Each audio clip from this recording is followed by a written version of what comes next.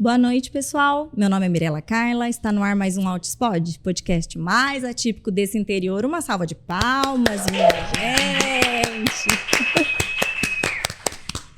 E estamos na edição especial do Altispod no Integrateia. Sim, um seminário de autismo que está sendo aqui em Araçatuba. Muito bacana, muitos palestrantes maravilhosos. E eu vou pegar o gancho, né, minha gente? Eu que não sou boba nem nada. O Altispod está como podcast parceiro do evento. E hoje, o nosso bate-papo aqui, o tema escolhido foi sobre inclusão escolar e o PEI. Todo mundo tem muita dúvida, né? Do plano de ensino individualizado, como fazer. E para isso, a nossa convidada, ela é pedagoga, ela é mãe atípica também de gêmeos e vai conversar aqui um pouquinho com a gente, Denise Lan. Seja muito bem-vinda, uma salva de palmas! Tudo bem, Denise? Obrigado por ter topado aqui o nosso bate-papo. A gente estava tricotando já em off aqui, né? Trocando figurinhas. Ela também chegou aqui em Araçatuba, você é de São Paulo, isso, não é mesmo? Eu sou de São Paulo. Vou me apresentar um pouquinho, Sim. Dizer o que eu faço. Então, primeiro, agradeço pela oportunidade de dividir e compartilhar boas práticas, que chegue para o maior número de pessoas possíveis. Sim. E que possam se beneficiar de informações de qualidade. Sim. Quando a gente fala aí do autismo aqui no Brasil. Eu sou diretora de algumas escolas aqui no Brasil. São escolas internacionais e venho fazendo um trabalho de inclusão escolar há mais ou menos 10 anos. Aprendi desde a minha formação até mais recentemente, aí lá pelos 10 anos atrás, quando eu fiz a complementação na educação inclusiva, eu venho implementando sistemas de atendimento e que eu acho que é um problema grande que a gente tem Sim. hoje, né? Eu acho que é uma das questões que mais doem nas famílias. Eu acho que é a mais, né? Assim, acho que a maior dor das famílias atípicas é a questão da inclusão escolar, porque a gente sabe que é um período muito grande que as nossas crianças passam ali. A gente queria que fosse a melhor experiência possível. E a gente se depara com várias barreiras aí para essa inclusão, né? Você entrou neste mundo do autismo por conta dos seus filhos também. Fala um pouquinho deles pra gente. Isso, meus filhos hoje eles têm 13 anos, eles são gêmeos univitelinos. Foram diagnosticados com autismo aos 2 anos e meio. Na época, Mirela, a gente nem tinha, do ponto de vista do tratamento, o que a gente tem hoje. Né? Se a gente for pensar 10 anos atrás, Sim. Eu sou de São Paulo, ainda em São Paulo a gente tinha poucos recursos.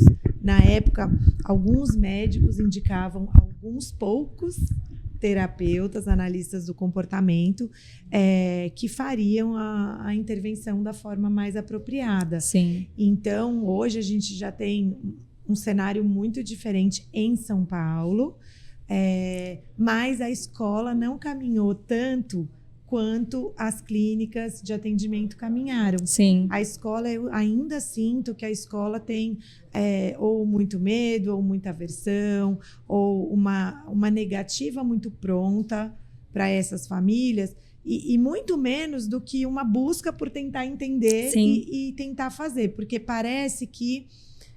ainda parece que elas vão tentar não ter essas crianças. Mas isso vai ser impossível, Sim, já é impossível. Sim. Então, a escola, em vez de criar artimanhas para não aceitar as matrículas ou não receber esses alunos nas suas escolas, elas deviam estar mais preocupadas em capacitar, né? Já que é inevitável, né? E você sabe que até nisso tem, na minha cidade mesmo, em Rio Preto, eu sei de uma escola que tinha uma verba e que tinha sido proposto essa parte de capacitação dos profissionais. Eles tinham verba e condições para capacitar muita gente ali dentro, sabe? Mas escolheram fazer uma piscina olímpica. Olha que coisa! Todo mundo pode nadar lá, minha gente. Olha que maravilhoso, não é? Pois é. Por quê? Porque e se fica muito inclusivo e fica legal? E se vai todos os deficientes para lá? Já pensou? Que problema? Então é isso. Até aqueles que de repente podem fazer e que começam a fazer, tem esse receio, principalmente. Isso a gente fala nas esferas privadas, né? Tem esse receio, porque se uma ficar muito inclusiva e as outras não, migram todos para lá. A gente sabe da questão do custo de uma escola, a parte particular, para capacitar, né? Então fica díspare. Então ninguém quer super investir nisso. Olha que triste. É triste. Eu já sinto isso nas minhas escolas. Eu já sinto uma procura de pais assim que talvez nem quisessem a oferta educacional que hoje a minha escola a proposta propõe. Lá da escola de vocês, Exato, né? Porque é bilíngue, você diz. Então, tipo assim, nem queria, nem precisa, mas não encontrei outro lugar pro meu filho senão lá. Exato, e eu sinto muita... Claro, eu fico feliz de poder atender e recebo com alegria e admiração a todas as crianças, mas é isso que você falou, a gente acaba... e esse é o meu trabalho, né, com o Te Ajudo a Aprender, é poder espalhar boas práticas para que todas as escolas façam a sua parte, né? A gente tem dados não brasileiros, mas dados que 15% de todos os alunos das escolas dos Estados Unidos, por exemplo, recebem algum tipo de suporte escolar em algum determinado período da vida. Então, eles são elegíveis para o suporte. E não tem como uma escola só receber os 15% de todas as outras. Claro. Todas as escolas vão ter que fazer a sua parte, né? E quando a gente faz, a gente vê que lindo que é. Eu sei que pode dar um medo no começo, tem uma questão de custo, tem uma questão de capacitação, tem uma questão de organização de sistemas de oferta de ensino. Tem. A gente sabe também, Mirella, que o professor não tem essa formação, né? E apesar da lei ser maravilhosa, na minha opinião, a gente não teve a capacitação suficiente. Então, muitas vezes, os professores eles querem fazer algo e eles não sabem como. E aí, no desespero, é melhor não ter. Né? Mas uma coisa que eu acho importante dizer é que a maioria dos professores que eu conheço, sabendo ou não se utilizar das boas práticas, eles têm a vontade de ter os alunos na sala e quando tem os alunos, eles têm vontade de fazer por eles. Mas muitas vezes a estrutura de liderança... Não, a escola, a instituição não capacita. Eu entendo isso. A parte de gestão, uma estrutura para que isso aconteça. A grande maioria dos professores, eu acredito que a grande maioria mesmo tem a intenção de acolher, mas de boa intenção não basta, precisaria de capacitação. Pensa a situação que fica o professor, chegando crianças, indivíduos com necessidades específicas, você sem saber nada, é uma responsabilidade muito grande. É você, assim, atirar, vai. Gente, isso, assim, para o professor, para os outros alunos, para a criança, para a família, é só sofrimento desse jeito. É só sofrimento. E eu consigo te dizer hoje... com certeza que não vai ser um aluno só que tem na sala desse professor. Dificilmente a gente vai ter uma sala onde só um aluno se beneficiaria de acomodação. Pode ser que um aluno precise mais. Ou, sei lá, mais volume. Ou uma acomodação mais específica. Mas com certeza você vai ter alguns alunos que se beneficiariam do uso de boas práticas pelo professor e que falta ainda essa capacitação, né? Mas você sabe que você ainda comentando a questão da nossa legislação, que é uma lei bonita, mas é uma lei nada efetiva. A nossa lei ela é principiológica. Princípio da igualdade. Princípio da inclusão. E o que eu faço com isso? Pois é. Até porque minha visão de igualdade pode ser completamente distinta da sua. E não, a gente precisa de regras claras, de ordenamentos, né? Então, era isso que a gente precisava, de uma norma efetiva. Então, você pega esse princípio e ensina o coleguinha o passo a passo de como fazer. Porque senão, fica assim, no ar. Então, eu ainda tenho essa sensação, quando a gente fala sobre inclusão escolar, que fica muito numa palestrinha de autoajuda. Inclusive, muitas escolas, municípios... fazem exatamente isso. contrata uma pessoa para palestrinha de autoajuda e fala, olha como eu sou inclusivo. E não. Ninguém continua, os professores desamparados, auxiliares também, a família, a criança, né? Mas, contratei uma palestra. Nossa, isso que você falou, eu pensei assim, muitas coisas enquanto você foi falando. Uma delas é que é exatamente essa característica que você traz, né? De ser muito amplo e dar espaço para cada diretor de escola poder achar que... Fazer a leitura que ele quiser. Assim como tem escolas que falam, eu tenho um por sala. Eu não sei de onde se tira se tiram essas regras, isso, né? Isso, da onde isso vem. Eu não sei de onde isso vem. Não está escrito lá isso. Não, claro que não. Né?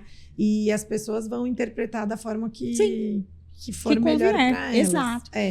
E a outra coisa que você mencionou foi a coisa da autoajuda, que ainda é uma visão muito capacitista, né? Então, eu ainda escuto muitas escolas falando, a gente é uma escola muito inclusiva, o aluno, ele está lá na sala e ele é muito querido por todos.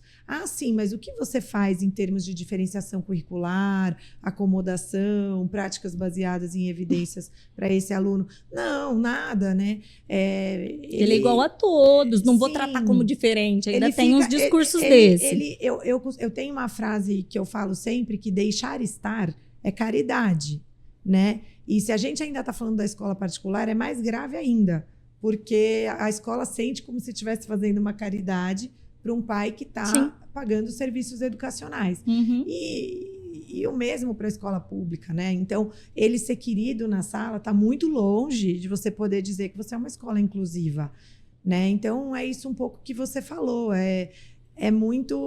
fica próximo aí do discurso da autoajuda, do muita perfumaria, muita coisa nada efetiva. Mas, assim, eu não acredito, assim, não é que eu não acredito, deixa eu tentar reformular. Eu sou otimista, tá? Para essa modificação, eu acredito, com certeza. Se a gente também parar de acreditar, né, Denise, a gente faz o quê, né? Mas eu acredito, sim, nessa modificação, acho que estamos vivenciando esse processo. Não vamos mais recuar, não é mesmo? Então, isso de que não querem nossos filhos. Não, queridos, nós não vamos aceitar mais isso, entendeu? Uhum. Mas eu não vejo como esse caminho se concretize por meio de escolas particulares. Porque, de novo, vai esbarrar na questão porque é um negócio, é uma empresa, tá? Então, justamente, e aí eu pegando, por exemplo, a minha cidade, né? São José do Rio Preto tem 500 mil habitantes. Muitas escolas particulares, tá? Aquela uma que investir nisso, vai todo mundo para lá, porque tá tudo ruim, tudo capenga. E nenhum deles quer. E não querem investir nessa capacitação, não querem esse custo, não querem... E aí, se tiver que repassar nas matrículas, aí vai ficar mais caro, então vai sair os demais alunos, enfim. Então, tem todas essas questões, tá?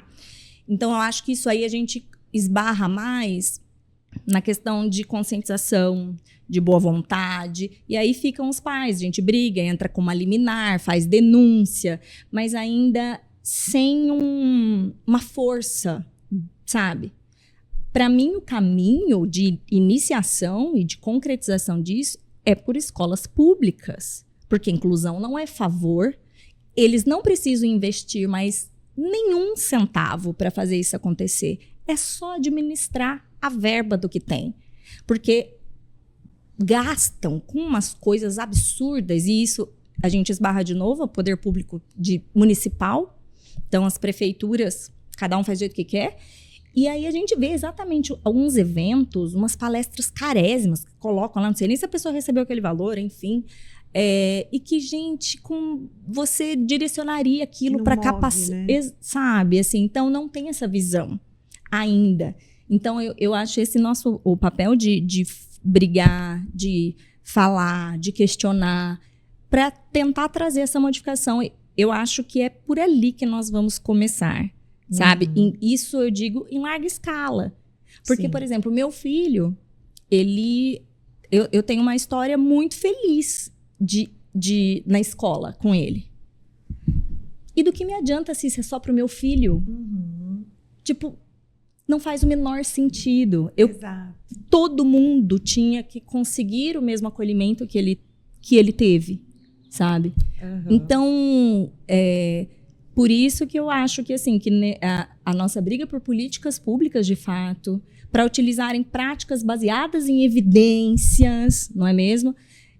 De não ficar buscando coisas que não tem nada a ver, que a gente sabe que não é efetivo, mas tem essa mudança de pensamento, assim, né? Olha, Mirela, ouvindo você falar, eu penso assim, tudo na educação são mudanças estruturais. E as mudanças estruturais, ela tem que ser para todo mundo e ela tem que vir lá de baixo, no sentido que eu estou falando que tem que pegar desde a educação infantil Sim, e subindo em todas as escolas do país, né? Uhum. A única coisa que, pensando no que você estava trazendo, eu penso, como eu sou da escola particular, Sim. eu vejo que muitas coisas na educação começam pela escola particular. Não é o certo, com certeza absoluta. Eu não sei se é o certo, mas começam pela escola particular e a escola particular passa a ser um referencial. Assim como a gente tem hoje outros países como referencial de práticas inclusivas, muitas práticas na escola, por exemplo, frameworks curriculares mais inteligentes, que levem mais em consideração habilidades socioemocionais, tudo isso hoje começou na escola particular e vai chegando aos poucos na escola pública. Então, o certo, isso está na escola pública aqui? Isso está na escola pública, muito pouquinho ainda, mas já está. Mas as escolas particulares já têm isso muito forte. E eu sinto que as escolas, os sistemas de educação para a inclusão, eu sinto assim que as escolas particulares, talvez por terem recursos, aquelas que querem fazer e se organizar, elas conseguem se organizar. E as escolas públicas, por não receberem o recurso que já existe, como você mesmo falou, acabam não conseguindo. Então, na escola pública, a gente tem, às vezes, uma pessoa de suporte, de apoio, para a escola toda. Uhum. E outra coisa que você falou que eu achei importante retomar é que, mesmo na escola particular, tem escolas que estão tentando implementar sistemas inclusivos, mas ainda assim elas entendem que o caminho é contratar um psicólogo escolar. E aí tudo vira o psicólogo. Então, uma criança chorou na sala, chama o psicólogo. Aí você recebe uma criança dentro do espectro do autismo, chama o psicólogo. E aí, para mim, de novo, a gente não está trabalhando no que a gente precisa, que é capacitar o professor. Até porque quando a gente elabora um PEI, algumas coisas do PEI, alguns elementos do PEI precisam ser pensados por um educador. Sim. Eles podem ser divididos com a equipe terapêutica, mas eu acredito muito, trabalhando há 10 anos com isso, que tem algumas, por exemplo, quando a gente pensa em atividades, então a gente já sabe qual é o objetivo, que aí a gente está falando de currículo, a gente já sabe qual que é os materiais que eu vou precisar, e aí eu preciso ver qual atividade que eu vou criar para atingir aquele objetivo. E aí eu acho que o professor entra muito bem. Eu acho que não vai... Claro, os psicólogos são maravilhosos, os TOs, os fonos, os fisioterapeutas, os educadores físicos, mas tem algum momento ali que o professor de sala ele tem uma contribuição tão maravilhosa para fazer que precisa ser dele. Não, ele acaba... Para a questão pedagógica, curricular, de aprendizagem, tem que ser o professor. Não tem outra figura para fazer isso. Tem que vir dele.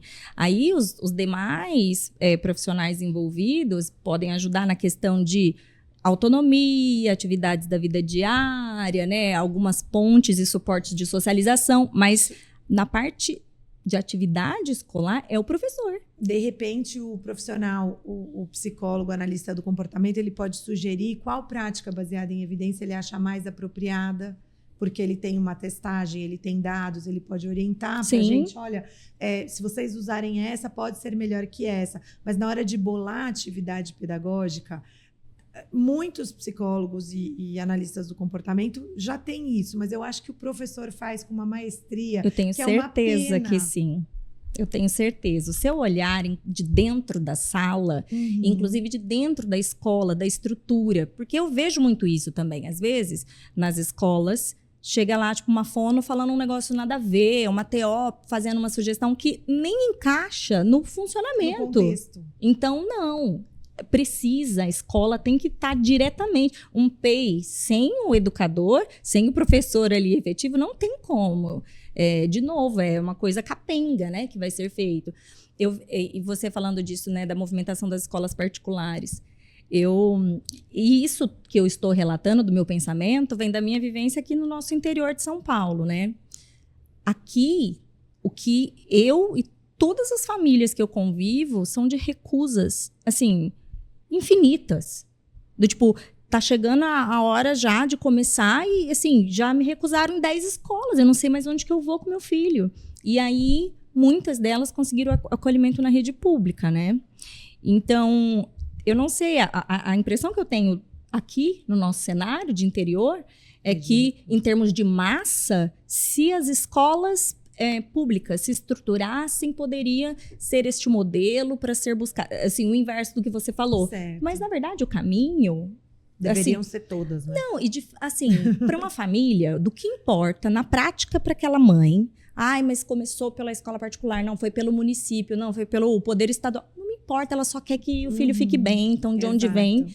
E é bom que aconteça, que seja fomentado em vários lugares, porque a gente precisa pulverizar. Isso que eu tô falando, não pode ser a realidade de um lugar só, de uma esfera, entendeu? Não, você tem razão. Essa negativa que as mães recebem é muito dolorida. Muito. Né? E teve uma época, Mirella, que eu, em algum momento, quando eu estava gerindo as escolas, a gente pensou em parar na educação infantil. A gente, em algum momento, falou, será que a gente tem só a educação infantil? Ou a gente investe no fundamental 1 e 2 e médio? E eu comecei a pensar, para onde vão o Felipe e o Bruno? Para onde vão?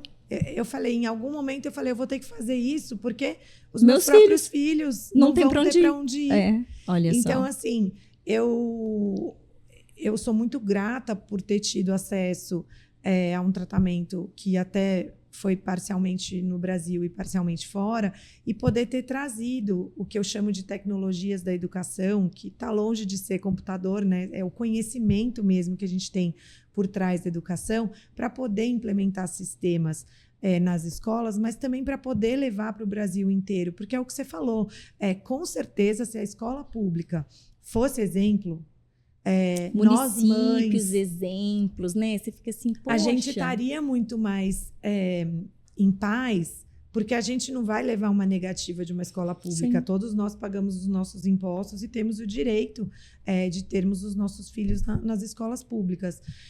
Mas a verdade é que deveriam ser todas. Sim. Né? E deveriam ser todas sem exceção.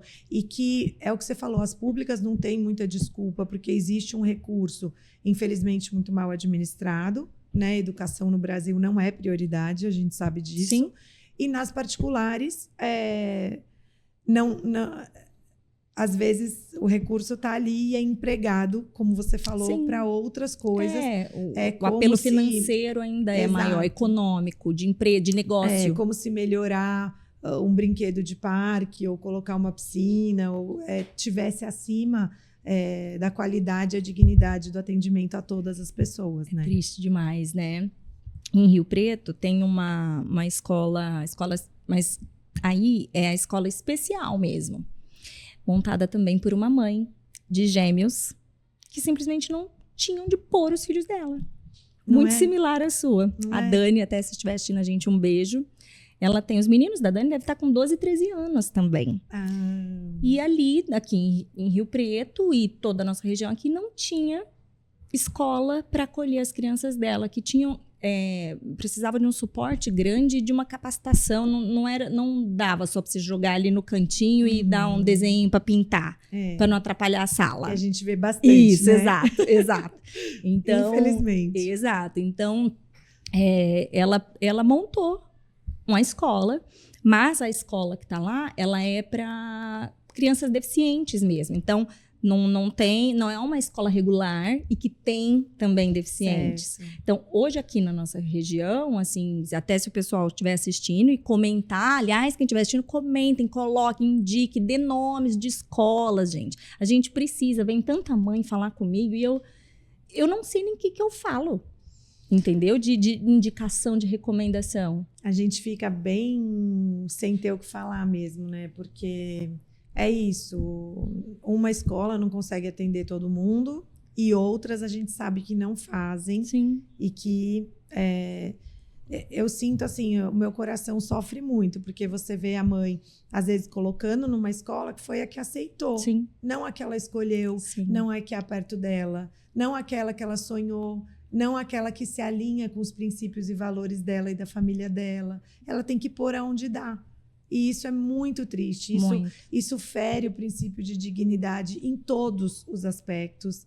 E, para mim, é muito dolorido mesmo. E é por isso que eu faço esse trabalho de divulgação de boas práticas, porque é o que você falou. Eu não quero só que os meus filhos tenham. Exato. Eu queria que todos os filhos tivessem. E eu queria poder que todas as mães tivessem a tranquilidade, né, de poder ter os seus filhos num lugar que eles vão passar 14, 15, 16 anos, né? E que elas pudessem deixar tranquilas, irem buscar tranquilas, que elas soubessem que a escola está fazendo o trabalho correto com os filhos delas e com todos os outros filhos das outras pessoas, né? Mas ainda é bastante distante do que a gente vê. Muito distante. E a minha sensação realmente é porque eu fui super privilegiada no meu caminho com o Arthur, né?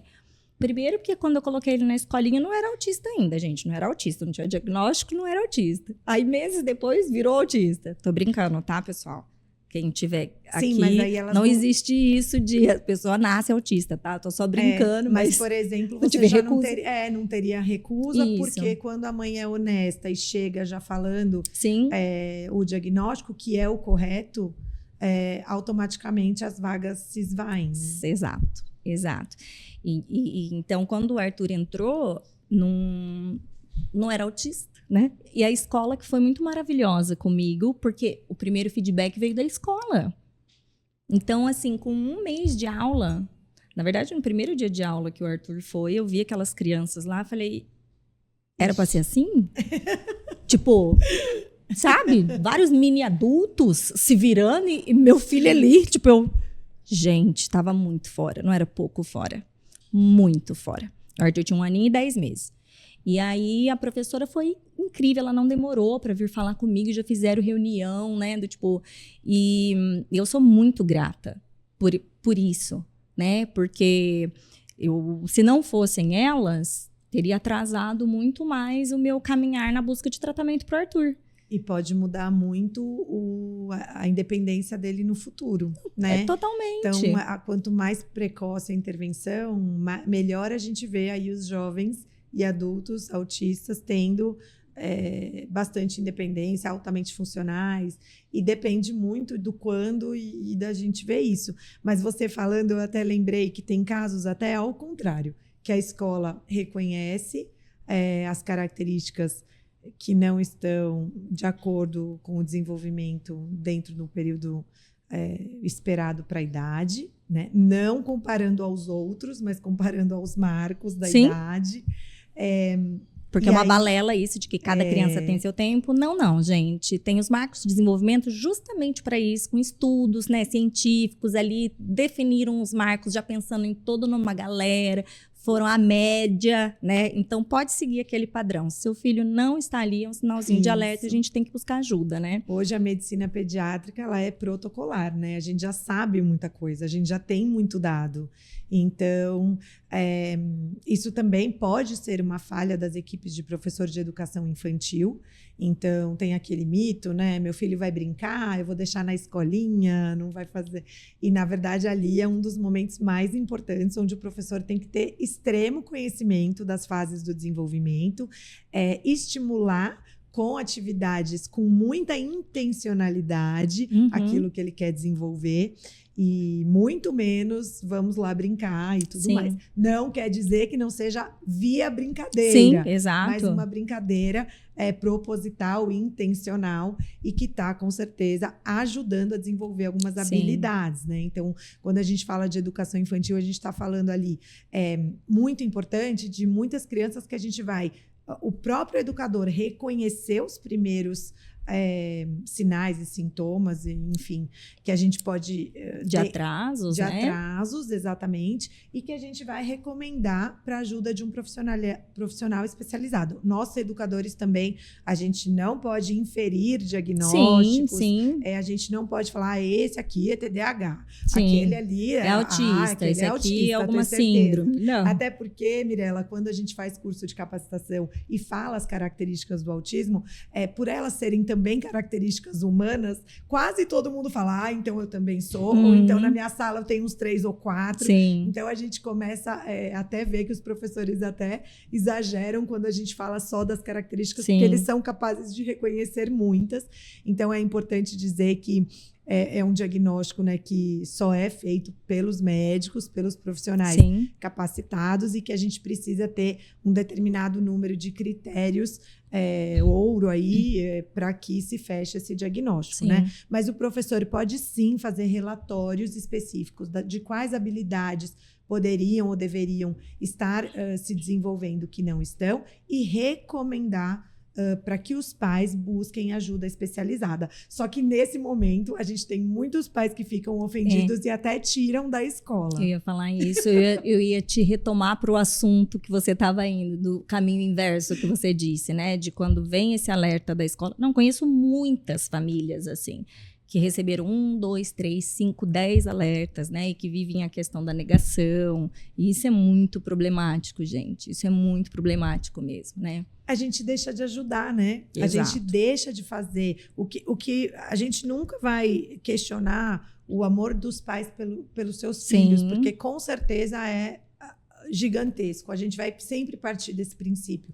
Mas quanto mais a gente não quer ver, quanto mais a gente não quer olhar para aquilo, mais a gente vai minando as possibilidades futuras de ser uma pessoa mais feliz, mais funcional, mais independente, mais autônoma, porque cada mês que passa, cada ano que passa, a gente pode estar perdendo um tempo precioso. Não dá para falar porque é caso a caso, cada intervenção é única e cada prognóstico ali, né? Como cada um vai se desenvolver. Sim. Às vezes a gente faz a mesma coisa e cada criança se desenvolve de um jeito, mas se a gente puder fazer a intervenção o quanto antes, tanto do ponto de vista da escola, quanto do ponto de vista da equipe multidisciplinar, a gente certeza que vai ter... eu lembro nos Estados Unidos, eles falavam muito para mim assim, the new face of autism. Eles diziam, Denise, o autista ele não tem que ser um aluno, ou um menino, ou uma menina com aquele estereótipo que a gente imagina. Um autista que recebe a intervenção apropriada, na idade apropriada, pode ser quem ele quiser, né? A gente não tem que achar assim que a gente, mãe de criança pequena, fala, e o futuro? Será que ele vai ter independência? Será? A gente tem que acreditar muito que tenha, né? Óbvio que cada caso é um caso, mas assim... se a gente pensar, tem muitos autistas com níveis de suporte 1 e 2 que têm uma vida bastante funcional. Sim. Né? Então, acho que é isso. Os médicos falavam também para mim, olha, Denise, incentiva muito aquilo que seus filhos forem bons. Então, lá vai eu. Já fiz vendinha do Felipe, já fiz... um filho meu queria fazer filmes, levei ele para conhecer os estúdios. Maravilhoso. Cada um já mudou tudo, mas cada coisa que eles inventam... São vivências, aprendizados, A gente vai mergulhando e vai vendo aonde eles podem ter a sua independência, a sua autonomia, e também aí como mãe, a gente também deve mergulhar, assim como os professores devem aproveitar os hiperfocos para entrarem com os conteúdos. Então, é isso, eu acho que... Mas tem famílias, com certeza, que querem matar a gente quando a gente recomenda que eles busquem. E outra coisa que eu acho muito ruim é que nós, escolas, não é que só podemos, mas é que dá mais certo se a gente indicar pediatras do desenvolvimento ou neuropediatras. Se a gente indicar psiquiatras... tem aquele peso, acabou. né? aquele estigma, né? Era essa palavra que eu não estava encontrando. O estigma é muito grande. Apesar das doenças mentais, ansiedade, depressão, nos adolescentes estarem em índices absurdos, ainda assim, se você chama um pai de adolescente com centeia e pede para que passe no psiquiatra, a gente tem a negativa daí inversa. Os pais não querem nem ouvir o que a gente tem para falar. O que também é uma coisa que a gente precisa desmistificar. Precisa. Porque é qualidade de vida, é saúde. Exato. E existem psiquiatras, né, que são maravilhosos, colegas e amigos meus e parceiros. E muitas vezes a gente não pode indicá-los como primeira opção, porque a gente perde a família. Por isso que a gente precisa falar mais. Esse tipo de assunto não pode ser na nossa bolha. Isso tem que ser conversa de boteco, de almoço de família, tem que ser de corredores, assim. A gente precisa normalizar essas necessidades, esses acolhimentos, né? Todas essas questões. Eu recebo muitos recadinhos de mães, né? Nessa fase de negação. E a Denise, ela vai ser mais gentil, né? Do jeito dela, que ela não vai falar, mas eu me irrita. Sabe? Me irrita, porque eu penso assim, você pode estar vivenciando o seu luto, seu sofrimento, são coisas distintas. Eu chorei, que eu não sei nem mais, não saía mais nada, nem suor saía mais de mim, do tanto que eu chorei. Mas eu chorava ligando para médico, agendando avaliação, e aí, assim, por quê? Não pode parar. O nosso filho não tem esse tempo de esperar você, mãe, pai, cuidador, sabe? Assim, não sei, chora no banho, entendeu? Você é o adulto, então você é o responsável por aquela criança e isso é muito sério. As nossas dores enquanto pais, a gente vai buscar ajuda e é bom que todo mundo busque, tá? Porque não é por pouco tempo, é uma vida, né? Então, a gente vai buscar as nossas ajudas, mas a gente não pode esperar estar bem, mais confortável com isso, para tomar alguma atitude.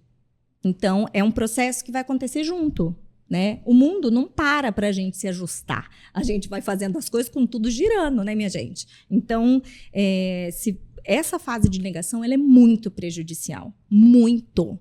Porque isso é determinante, né? Porque vai para a qualidade que você vai, assim, de vida do teu filho. E eu sei que muitas, né, quando a gente idealiza a maternidade, a gente pensa naquela maternidade padrão igual para todos, né? E o diferente assusta, eu sei que assusta. Mas reconhecer que nossos filhos são diferentes e que precisam de atendimento diferente, tratamento. Isso de falar, é todo mundo igual para mim. Não, não é. O meu filho precisa que você se empenhe mais, que você repita mais, que você se abaixe até ele, né? Que você tente gerar uma conexão. Porque se você fizer isso genérico, como para a turma toda, não vai rolar para ele. Então, não adianta isso de tratar todos igual. Isso é balela, gente. Isso, a diferença, ela tá ali pra gente reconhecer, né? E validar essas necessidades e dar um suporte, né? E eu gosto da gente mudar um pouco o discurso do respeito às diferenças, que já é bom, mas eu acho que a gente tem que começar a falar um pouco da apreciação das diferenças, né?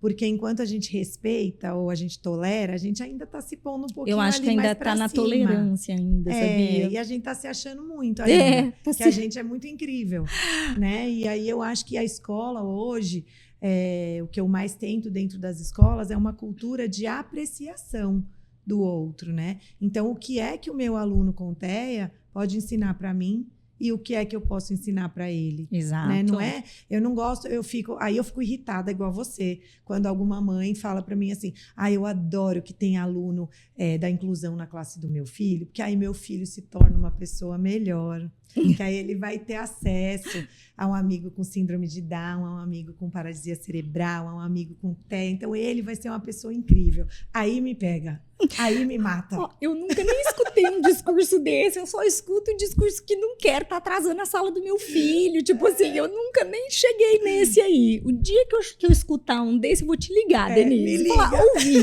eu ouvi esse discurso, gente, tipo assim, ainda tô mais abaixo. Pois é, mas é isso, né? É assim, quando a gente fala de inclusão, especialmente na escola, que é um ambiente coletivo, onde a gente cria sistemas que são representações da sociedade, a gente tem que pensar na inclusão da pessoa com TEA, da pessoa com deficiência, a gente tem que pensar na inclusão étnico-racial, a gente tem que pensar na inclusão social, a gente tem que pensar na inclusão religiosa, a gente tem que pensar na inclusão de gênero, da mulher no mercado de trabalho, a gente tem que pensar em todo tipo de pessoa que não se sente dentro. Sim. Né?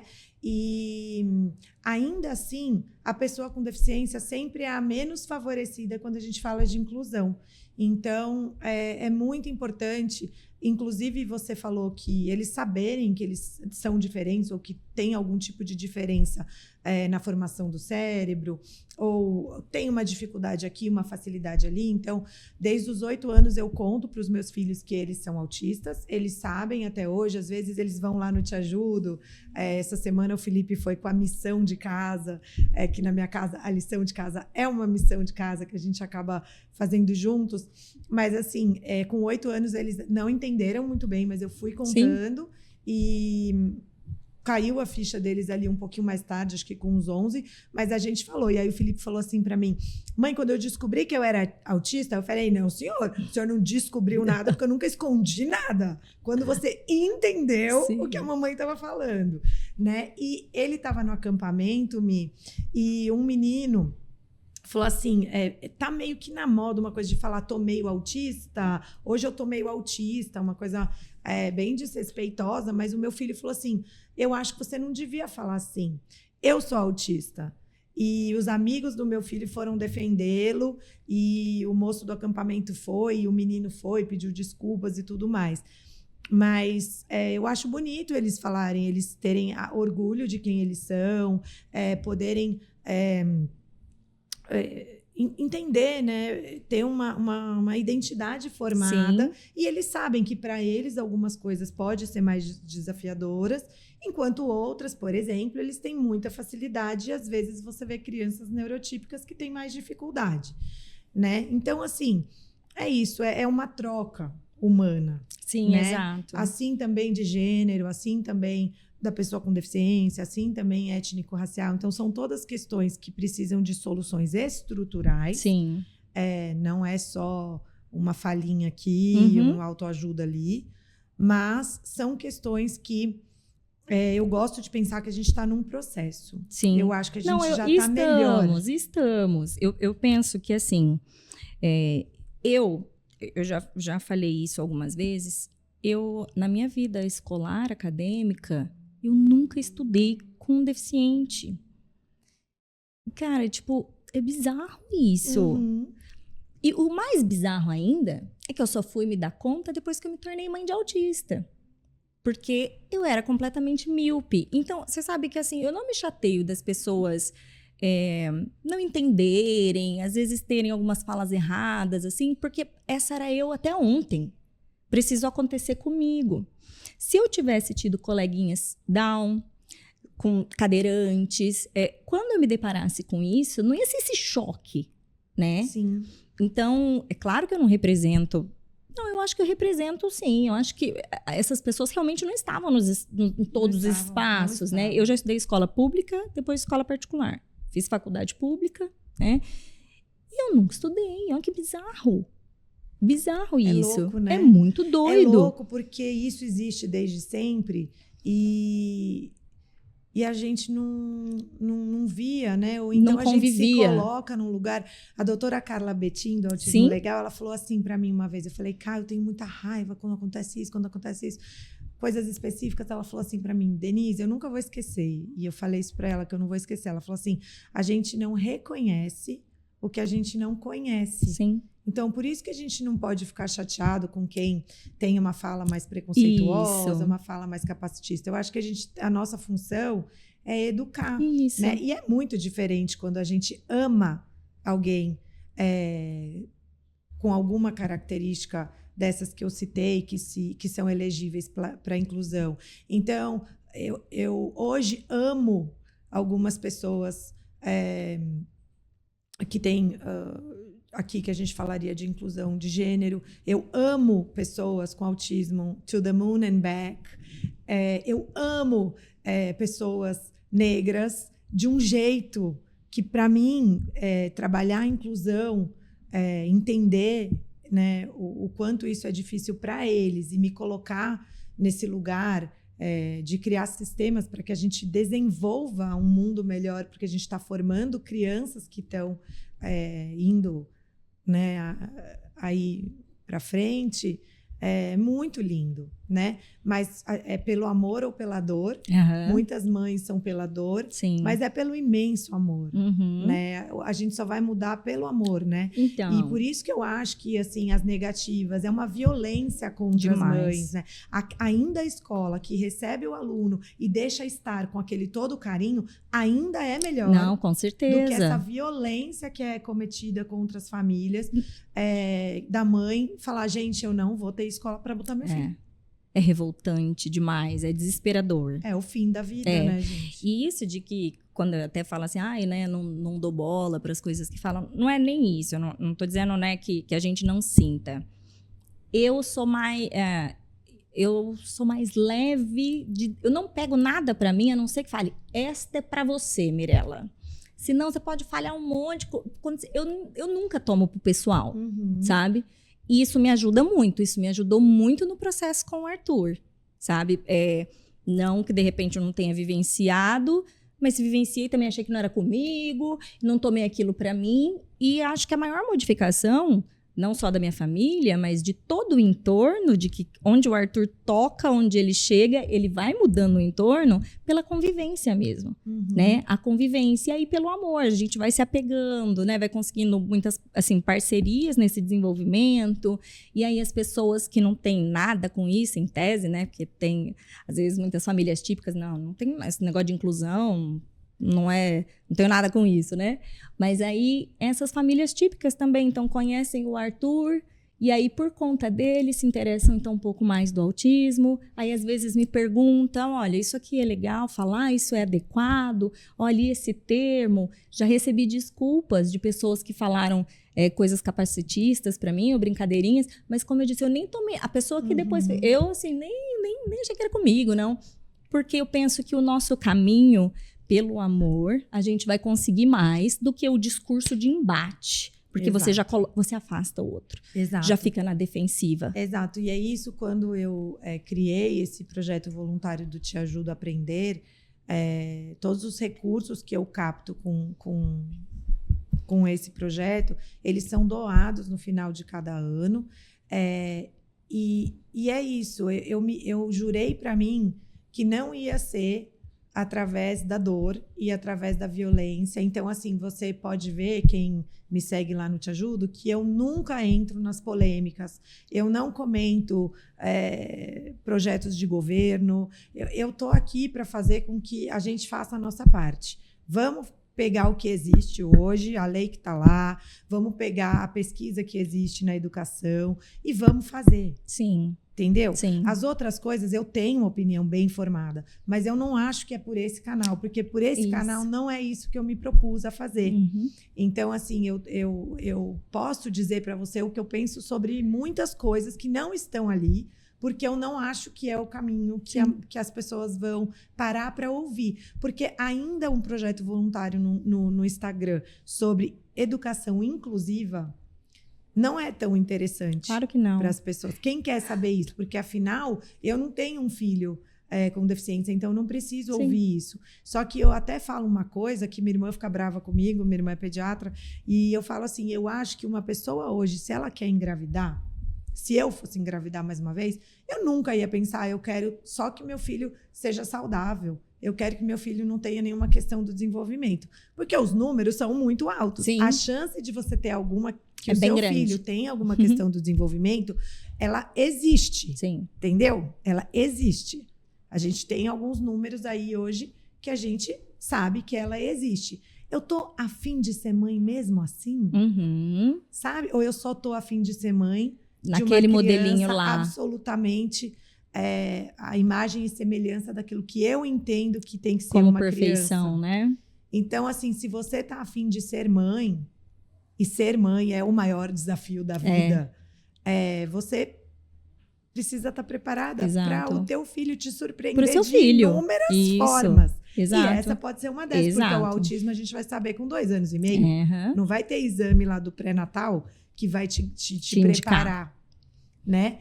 Então, assim, pode ser um pouco radical, mas hoje é como eu penso. Não, eu concordo plenamente com você. Sabe? Mas é que, de novo, né? Aquele lugar de leiga, a maternidade atípica, ela não é desejada por ninguém. Ela só cai no nosso colo, a gente vai fazendo o nosso melhor. Mas aí, depois que a gente se vê nesse lugar, né? Aí muda, é transformador mesmo. Uhum. Então, eu tenho só o Arthur, né? Mas mesmo quando a gente teve o diagnóstico, nunca mudou a nossa vontade de ter mais filhos. Uhum. O que nós precisamos fazer foi nos reposicionar por conta da estrutura que isso demandou, questão financeira, questão de tempo, enfim, nossa vida virou de cabeça para baixo, você sabe. Falando que é fácil. Exato. Então, eu penso que as famílias precisam ter essas decisões como um todo, assim, olha, eu tenho como me dedicar, eu tenho a estrutura, e não o cenário ideal, porque o cenário ideal não existe. Para maternidade nenhuma. Gente, eu né? trabalho, vai fazer... Hoje são 28 anos que eu sou professora, educadora, diretora, coordenadora de escola. Eu posso dizer para você que não tem nenhum aluno que vai passar da educação infantil ao 3º ano do médio sem, em algum momento, realmente precisar de suporte. Não existe então, isso. Então, assim, os filhos, eles desafiam a gente em todos os aspectos, né? E muitas vezes, assim, é o que você falou, às vezes o diagnóstico do câncer, por exemplo, é uma coisa bem parecida.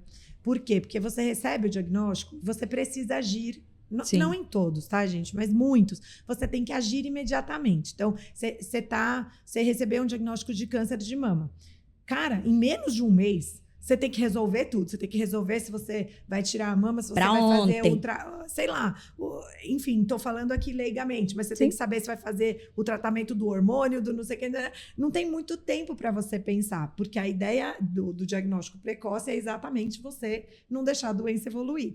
E para a gente, quando a gente recebe esse diagnóstico também, a gente também tem que... É o que você falou, a gente está recebendo o diagnóstico e já está procurando terapeuta e já está... O ideal é que seja assim, essa correria toda, porque é urgente, né? A nossa vida muda, então é tão urgente quanto, né?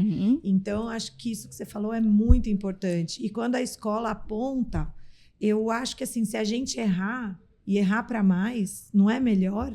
É lógico. Não é melhor pedir para o pai... Pecar pelo excesso, né? O excesso de estimulação, gente. De estimulação. Que mal!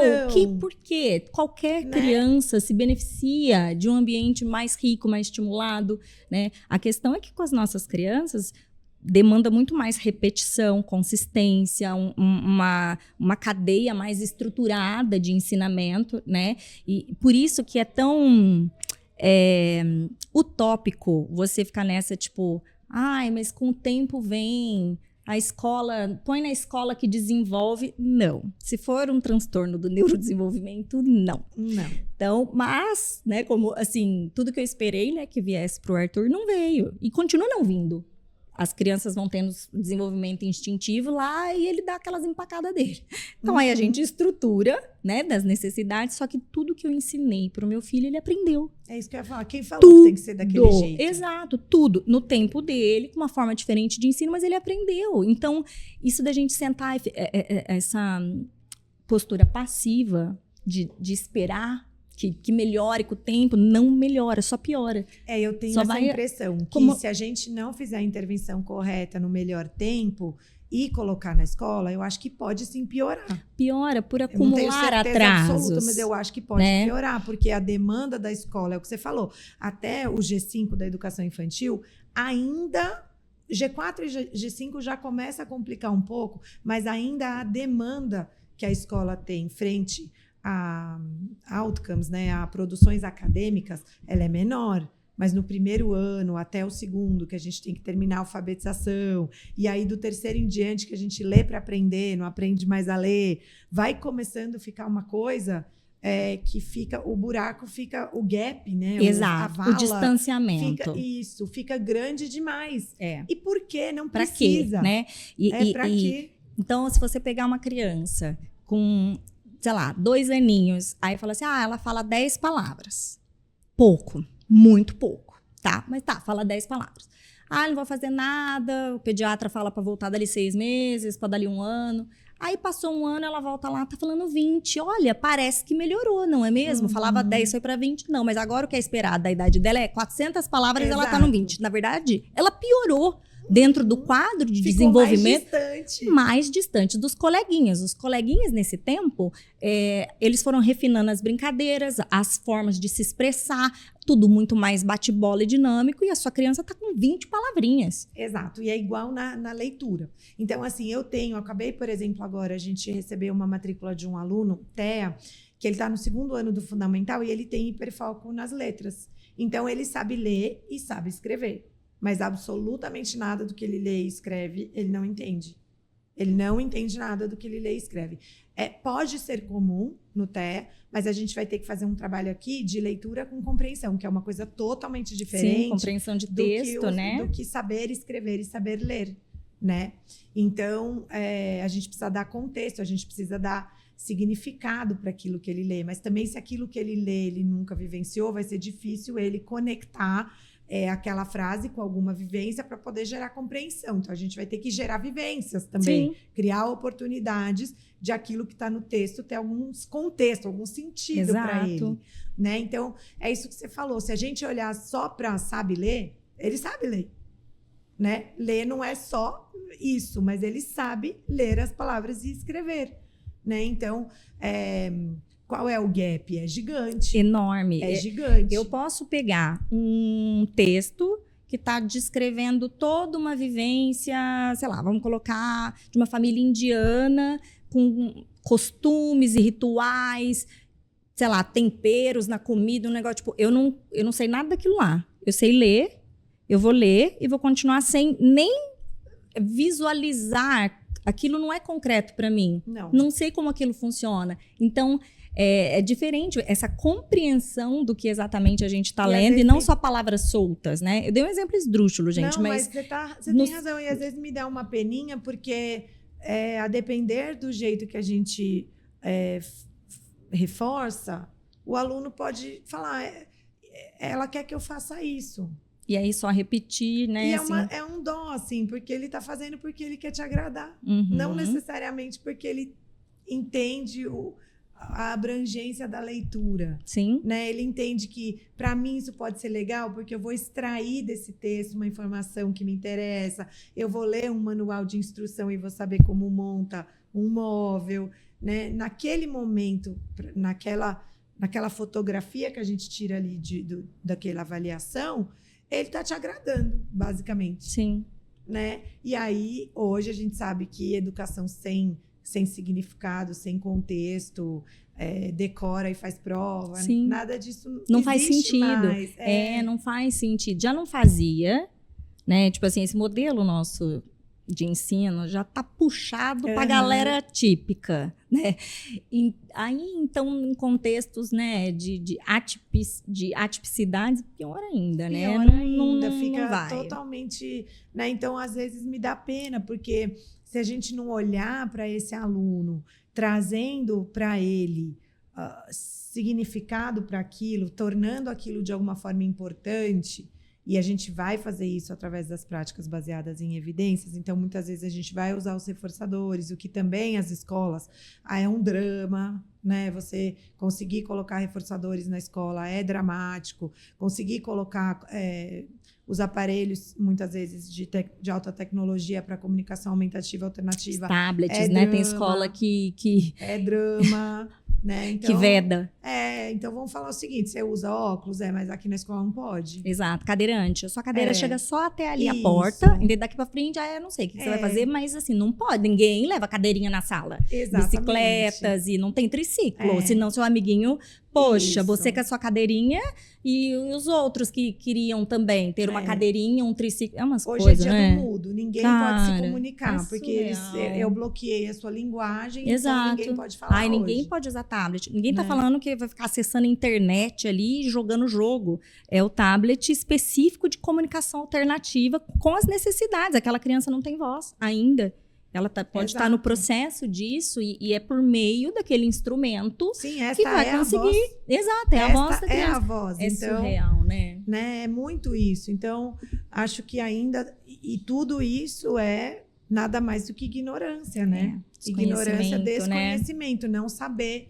Porque você replica uma regra, não pode celular na escola. Mas, gente, aquilo lá não é um celular. Aquilo lá é um instrumento de comunicação para aquele aluno naquele contexto. Sim. A gente pode pedir para o pai bloquear os outros aplicativos? Lógico que pode. Tudo pode. O que não pode é não entrar com o CA na escola. Exato. Só isso que a gente precisa garantir. E mais, qual é a dificuldade de explicar para os coleguinhas que ele usa porque ele precisa? Ele tem dificuldade ainda, ele está aprendendo, então ele pode porque ele precisa disso. Perfeito.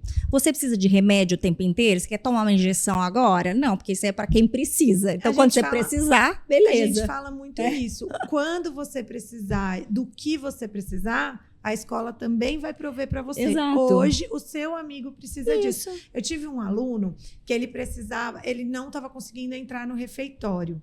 E aí a gente sabe das questões sensoriais, a gente sabe das questões também, principalmente sensoriais em refeitório. Então, tinha uma questão do barulho, que refeitório de escola é ruim nesse sentido. Tinha a questão do alimento, do cheiro, da textura, que não era o dele, do jeito que ele esperava naquele momento. E lá na escola, a partir dos 4 anos, almoça também na escola, todo mundo.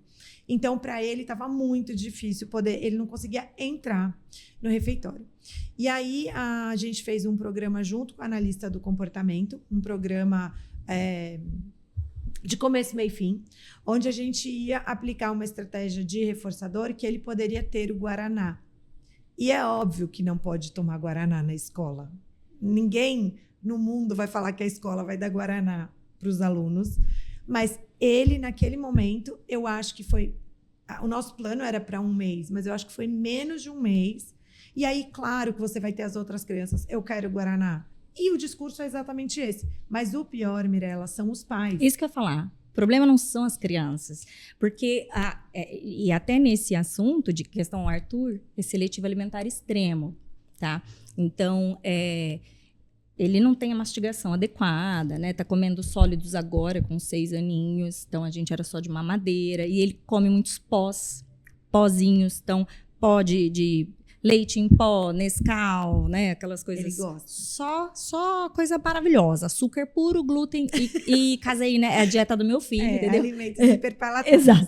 E aí, na escola, ele come o que ninguém come.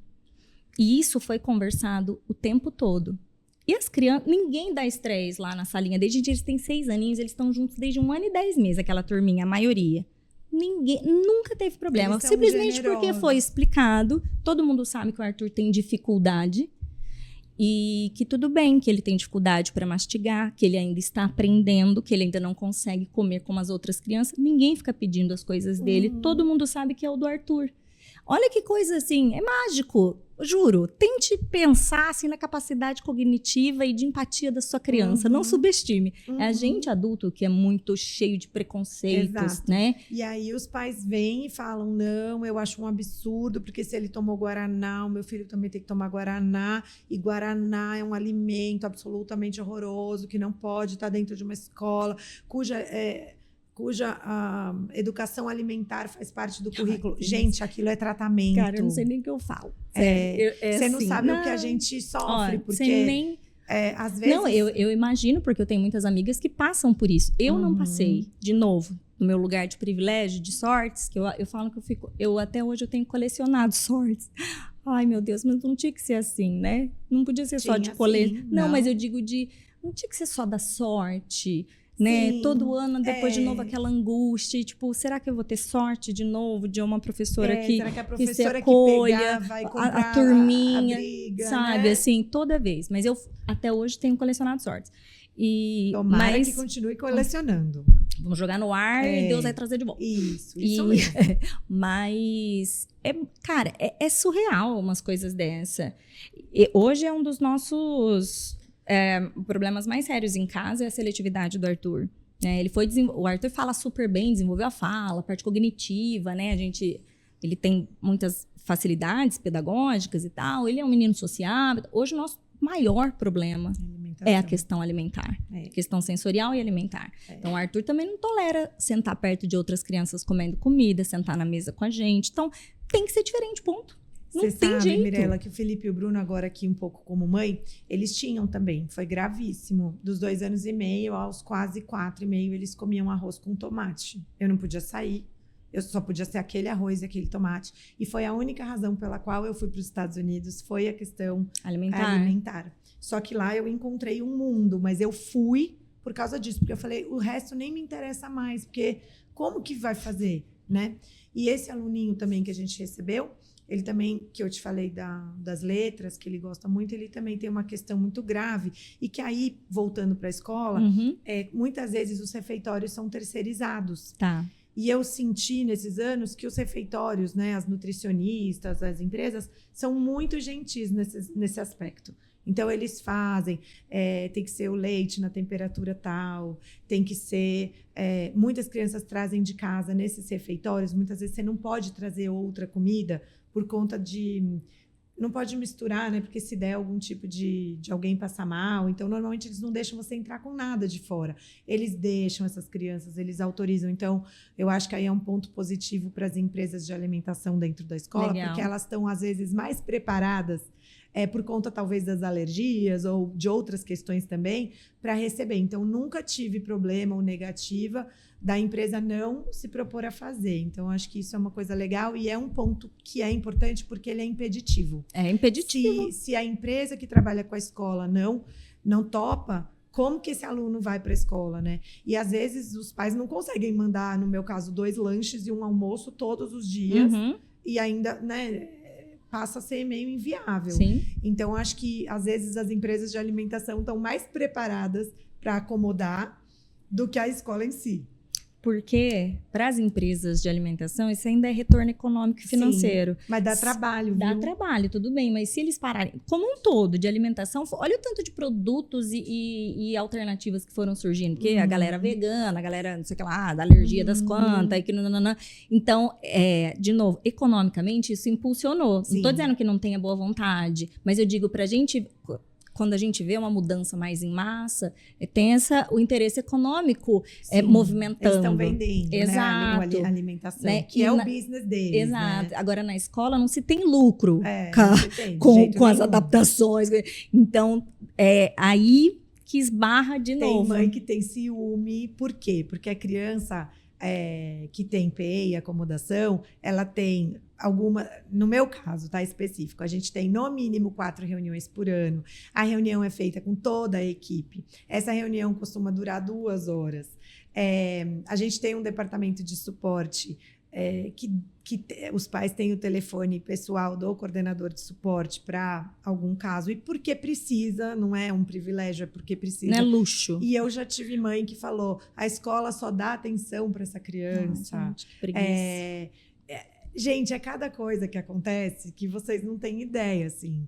E, claro, a maioria das famílias são maravilhosas, tá, gente? Nós estamos contando caso Isso, aqui. contando caso, Contando exato. caso, mas assim, que a gente tem isso também, a gente também tem. Eles ganham mais atenção. Nossa, gente, que falta de tudo, né? Eles precisam disso para poder estar ali com dignidade, recebendo um currículo digno, um plano individualizado.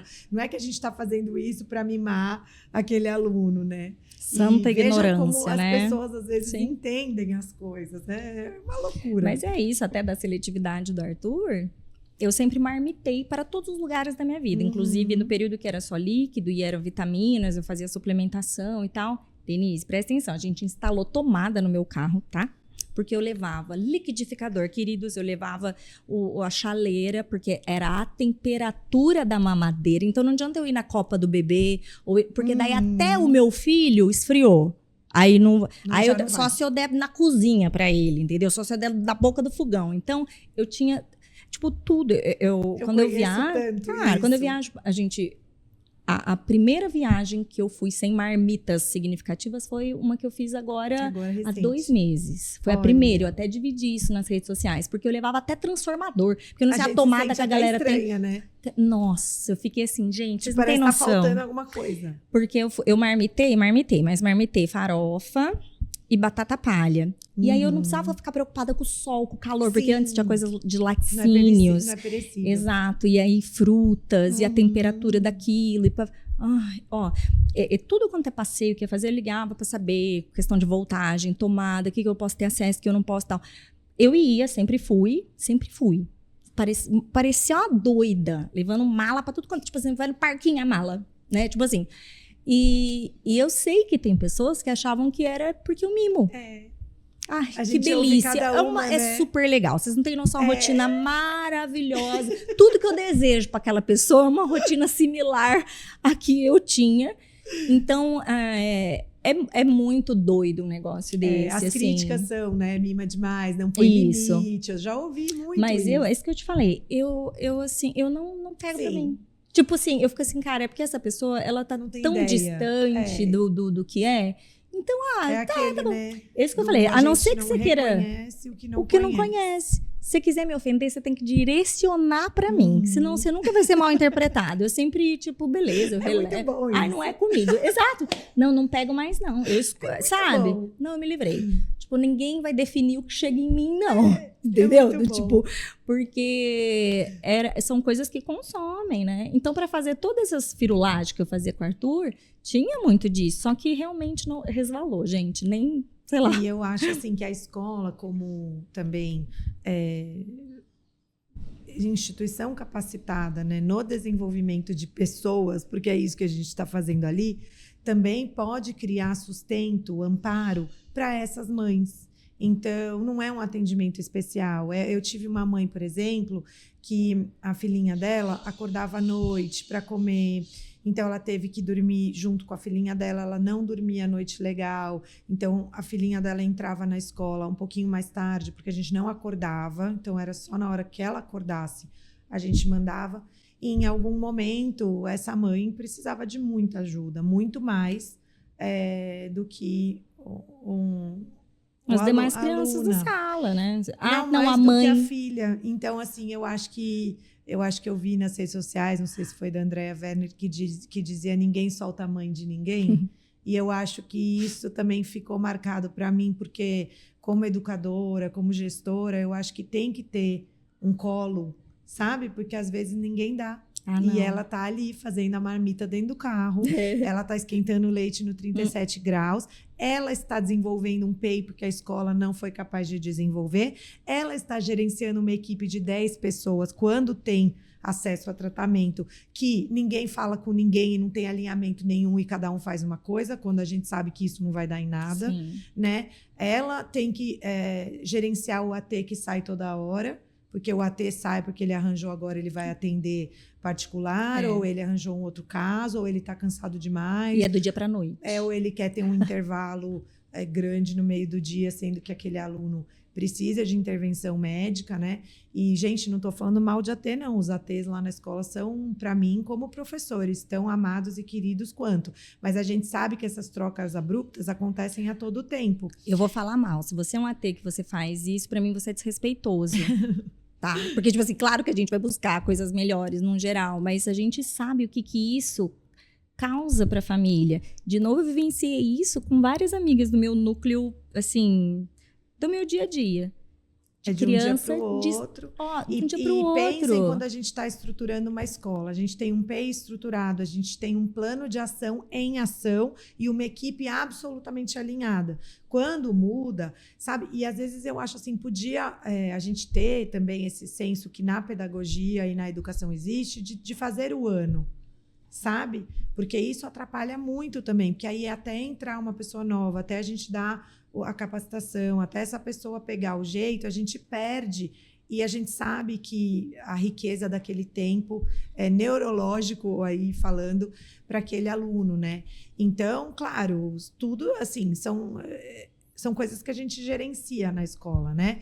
Mas também é pesado para os pais, para essa mãe que está tentando gerenciar tudo e aí troca e tal.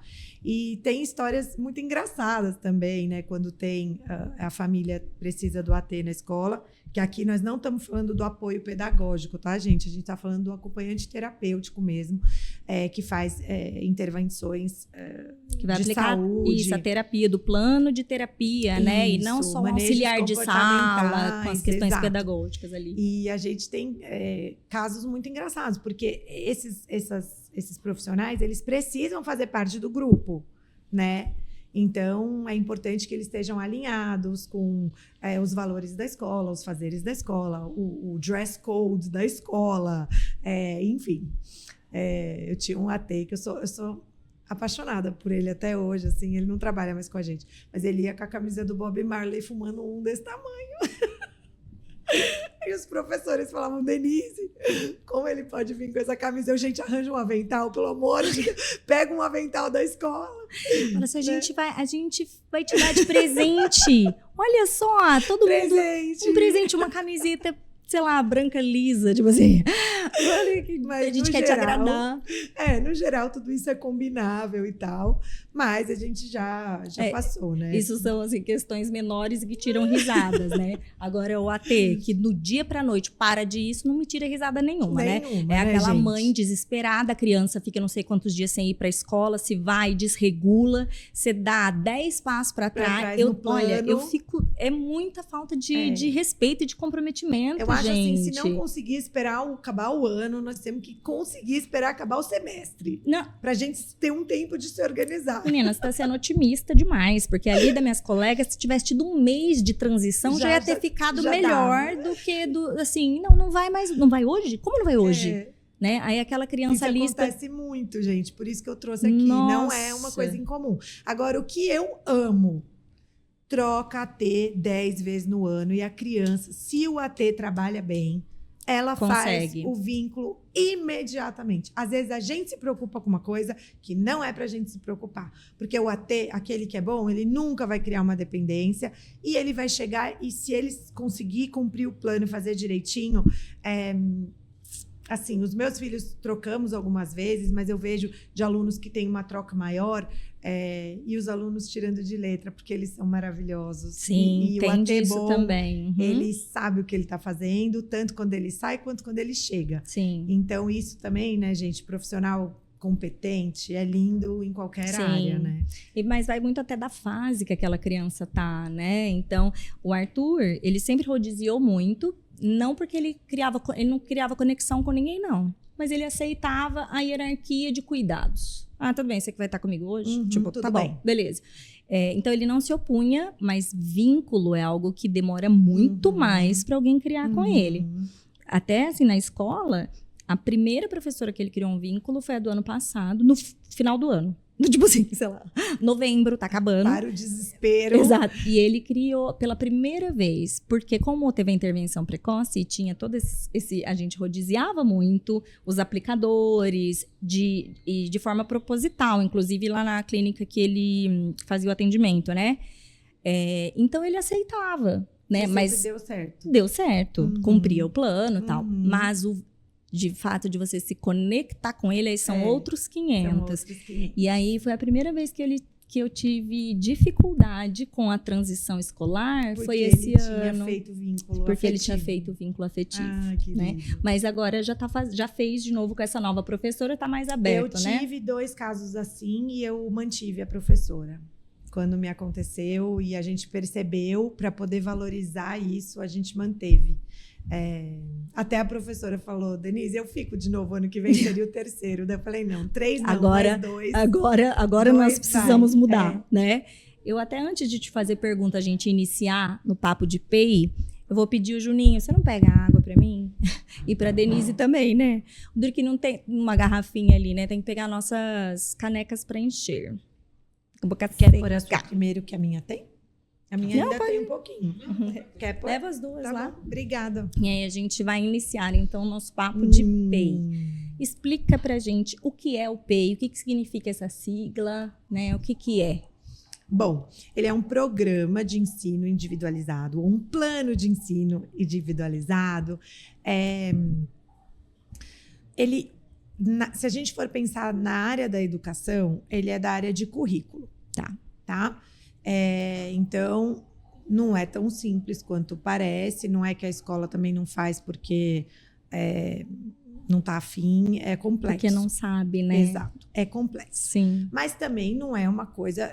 Eu adoro tornar coisas difíceis fáceis. Eu acho que é um ponto bom meu. Assim. Por mais Denises nesse mundo, né, minha gente? Eu adoro pegar uma coisa que todo mundo acha que é impossível e falar, ô, gente, vamos pegar e fazer que vai dar certo?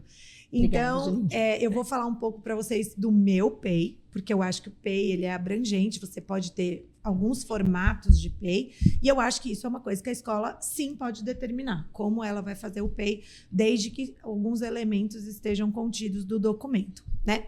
Então, o PEI, primeiro a gente precisa entender se esse aluno ele é elegível ou não para ter um programa de ensino individualizado. Tem algumas formas da gente descobrir. Uma é se ele tem um diagnóstico, um laudo médico, porque também não é toda criança com TEA que vai precisar de PEI. É isso que eu ia falar, o Arthur nunca teve, não precisou. Por enquanto, tá, minha gente? Por enquanto, porque ele ainda é muito novinho, né? Então, como era mais desconstruído, a gente não precisou por enquanto, isso. Exato. Então, assim, não é que um TEA garante um PEI. Sim, né? É a necessidade. Isso. O que ele precisaria de adaptação para ter um PEI? Né? Se precisaria. Então, a primeira coisa é fazer uma bela avaliação, né? Então, muitas vezes o aluno chega na escola com a avaliação já da equipe, que é lindo e maravilhoso. Eu acho, inclusive, que as escolas devem pedir essas avaliações. Se foi feito um VibMap, peça. Se foi feito um Vineland, eu não sei. Qualquer uma das escalas formais, né, de avaliativas. Peça, né? Se for uma equipe séria, já vai querer dividir com você. Ali você já vai ter uma grande foto, né? Mas eu sempre sugiro para minhas equipes que a gente possa combinar com os pais e com a equipe terapêutica de poder ter um mês com aquele aluno para a gente compor também com a equipe terapêutica.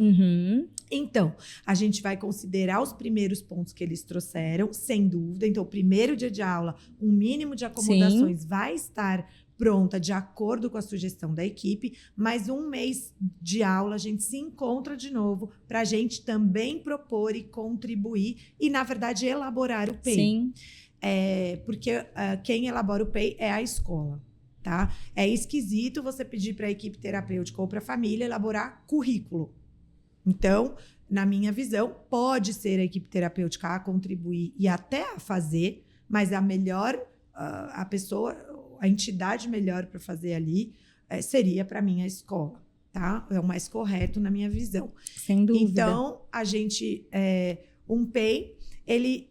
Sabe, não tem a base nacional? Sim. Que a gente tem ali alguns conteúdos e conceitos e elementos que a gente define o que vai ser dado no segundo ano, no terceiro ano, no G4, no G5, no primeiro do médio. Beleza, o PEI vai ser a acomodação daqueles conteúdos. Então, ele é um currículo, por isso que ele é um framework. Você vai ter que ter lá o que a gente chama de objetivos de longo prazo, que são esses que a gente praticamente recorta e cola dos currículos de referência, que para a gente é obrigatória a base. Em São Paulo tem um que chama currículo paulista, que a gente também precisa olhar, e aí pode ser que cada estado tenha o seu, tá? Mas a base, ela é preponderante. Então, certamente, todos os educadores vão ter que se amparar na base para poder construir o seu PEI. Então, você vai pegar um conteúdo, um conceito, né, da base e colocar lá como seu objetivo de longo prazo. Esse objetivo de longo prazo, você vai cortar em pedacinhos menores, que é o que a gente pode chamar de análise de tarefas, operacionalização dos conteúdos, hierarquização dos conteúdos, ou até mesmo tem educadores que chamam de granularização dos conteúdos, que nada mais é do que você pegar um conteúdo maior e fazer uma escadinha de passo para chegar passo até lá, né? Para você chegar lá. E depois eu vou voltar nesse ponto, mas aí você vai ter as estratégias de ensino e aprendizagem. Então, como? O quê? E depois como? Como? E, por fim, como eu vou saber que ele aprendeu, que é a avaliação, que é o como acessar. Então, esses elementos essenciais precisam estar no PEI. Você pode ter mais, você pode ter... tem escolas que adicionam lá o diagnóstico, os relatórios, tudo isso faria parte do PEI, tá? Mas eu aqui estou falando mais do nosso dia a dia da escola, perfeito. Aquele que vai junto com o relatório. Isso, tá? O que é minimamente esperado, né? Assim. Isso. O PEI, ele substitui a nota do relatório, porque não seria justo você fazer um PEI e depois dar uma nota baixa no critério que está sendo avaliado todas as outras crianças. Tá. Então, se tem um critério de linguagem, Tá. que as outras crianças estão fazendo o critério C, mas o meu aluno de inclusão está fazendo o critério B, ele vai ser avaliado pelo B, certo? Em linguagem. Então, a nota, o assessment dele pelo PEI, ele se complementa e ele pode ser superior ao relatório regular da sala. Por quê? Porque senão, de novo, a gente está fazendo caridade. A gente diz que ele precisa de acomodação, a gente diz que ele precisa atingir um objetivo passo a passo de uma outra forma. Por vezes, o objetivo pode ser um pouco diferente, ainda que dentro da área de linguagem, mas eu pego e dou uma nota baixa lá no relatório. Me dá um exemplo prático disso. Tem minha cola. Vai, bora lá. Bora na cola. Peguei um exemplo aqui, ó. Adoro a Base Nacional, gente, porque ela é um poema, entendeu? Você pega a Base Nacional, você não tem a menor ideia do que o aluno tem que fazer para mostrar que ele aprendeu aquilo, porque a Base Nacional, ela é muito genérica. Então, porque ela é uma referência. Então, o seu adoro foi irônico. É, o irônico. Porque é o seguinte, ó, diz assim, eu peguei um PEI meu aqui, tá, gente? De língua portuguesa, que para a gente poder fazer aqui, que diz assim, a base. Compreender através da leitura de parágrafos, participando oralmente de forma ativa durante a discussão. Então, está dizendo assim, que o aluno, ele precisa compreender leitura de parágrafos, deve ser um aluno aqui já de 3º ano, 2º ano, tá, né? Ele precisa compreender o parágrafo, não é nem a frase nem a palavra. E ele precisa participar oralmente de forma ativa durante a discussão. Então, assim, o que é participar oralmente de forma ativa? O que é forma ativa? Né? Então, no curto prazo, primeiro que aqui para mim já tem vários objetivos. Tá. Compreender o que ele leu é um. Participar oralmente de uma discussão é outro. E estar ativo nessa discussão é outro. Tá. São 3 diferentes. A base colocou tudo lá num grandão. Quando eu vou para o meu de curto prazo, eu dividi ele assim, ó. Compreender frases simples. Porque um dia eu vou chegar lá no parágrafo. Mas no momento a gente vai trabalhar com frases simples. E a minha acomodação precisa ter a ver com frases simples. Então, se a professora trouxer um parágrafo para a sala, qual é a frase, por exemplo, que resume aquele parágrafo? Sim, um resuminho do parágrafo de forma simples. Meu aluno. Perfeito. Eu vou precisar formular respostas a respeito de texto simples com palavras-chave de suporte. Uhum. Então, o que é participar? Formular respostas. Tá. A professora vai perguntar algo e ele responde. Vai responder. Como ele responde? Oralmente, usando um CAA, ou visualmente ele pode apontar uma resposta. Tá. Porque oralmente não é para todo mundo. Uhum. Eu preciso ver para que aluno eu estou falando. Sim. E eu também dividi em formular respostas a respeito de texto simples com frases completas, com suporte. Tá. Então, aqui, a parte de compreensão eu deixei com suporte. E aí... Desculpa. Não, eu ia perguntar qual a diferença que você disse de participar e de forma ativa. Para mim, fica num jeito... Aqui, no meu curto prazo, eu nem coloquei, mas eu teria que definir o que é forma ativa. Falar, ele é verbal? Pode ser falar, pode ser apontar, pode ser... O professor levanta e todo mundo tem uma plaquinha de sim ou não, então seria levantar a plaquinha. Tá. Eu preciso definir qual é a ação... Que é esperado. Isso. E de forma adequada para o contexto. Eu vou pegar um da base aqui, que vocês vão ver a dificuldade que é para o educador fazer isso. Esse até que nem foi tanto. E aí, quando a gente vai falar de estratégias de ensino e aprendizagem, aí nós vamos buscar lá nas práticas baseadas em evidências, e a gente colocou aqui. Ensino por tentativa discreta, estímulo constante através de acesso à leitura nas aulas, Fornecer atividades de reconhecimento de sílabas simples e compostas, que vai somando para ele poder ler a frase. Desenho universal de aprendizagem. Então, fornecer múltiplas formas de apresentação desta frase para ele. Então, frase pareada com figura, frase sem a figura, frase num aplicativo digital onde cada palavra aparece conforme você clica. Então, você vai apresentar a frase de diversas maneiras, né? Uma das barreiras de aprendizagem é ter certeza que o que está escrito na frase faz algum sentido se ele reconhece o que está escrito ali. Para eu ler o gato subiu no telhado, eu preciso saber o que é um gato, um telhado e o que é subir. Exato. Então, primeiro, antes de tudo, eu vou ter que garantir que as palavras que estão na frase são de conceitos, fazem sentido para o aluno, né? Estratégias de leitura, então fornecer lista de frases, livros adequados, treino de escrita focado em segmentação de palavra, incentivar destaque de palavra-chave, que também é uma boa prática na educação, e o suporte visual. Então, com auxílio de imagem, o aluno responde a questões de localização de informação, como o que, quando, quem e onde, que é também uma da parte do texto do VibMap, por exemplo, né? Então, assim, esse é e aí, no final, você vai fazer uma avaliação. Agora, tem, por exemplo, aqui na base, uma sim. Esse é para um objetivo de crianças de 0 a 1 ano e 6 meses. Tá. Demonstrar interesse ao ouvir a leitura de poemas e apresentação de músicas. Como eu digo, como que um professor meu consegue registrar, colher evidência de aprendizagem que o meu aluno de 1 ano e 6 meses está demonstrando interesse ao ouvir um poema ou uma música? Eu preciso descrever isso, entendeu? Ele vai dançar quando a música tocar? Ele vai cantarolar? Ele vai babbling, né? Ele vai fazer som, emitir som. Ele vai pedir mais quando acaba. A criança, quando acaba o livro, fala de novo, né? 1 ano e meio, pode ser que eles não estejam nem falando. Agora, assim, gente, demonstrar interesse é muito vago. Muito. Você não pode ter no peio uma coisa dessa. Você tá falando, eu tô aqui assim, tô esperando você dar o caminho das pedras, porque eu mesma não consegui identificar. Pois e depois segue com demonstrar interesse ao ouvir histórias lidas ou contadas, observando ilustrações. Como você demonstra interesse em observar ilustrações?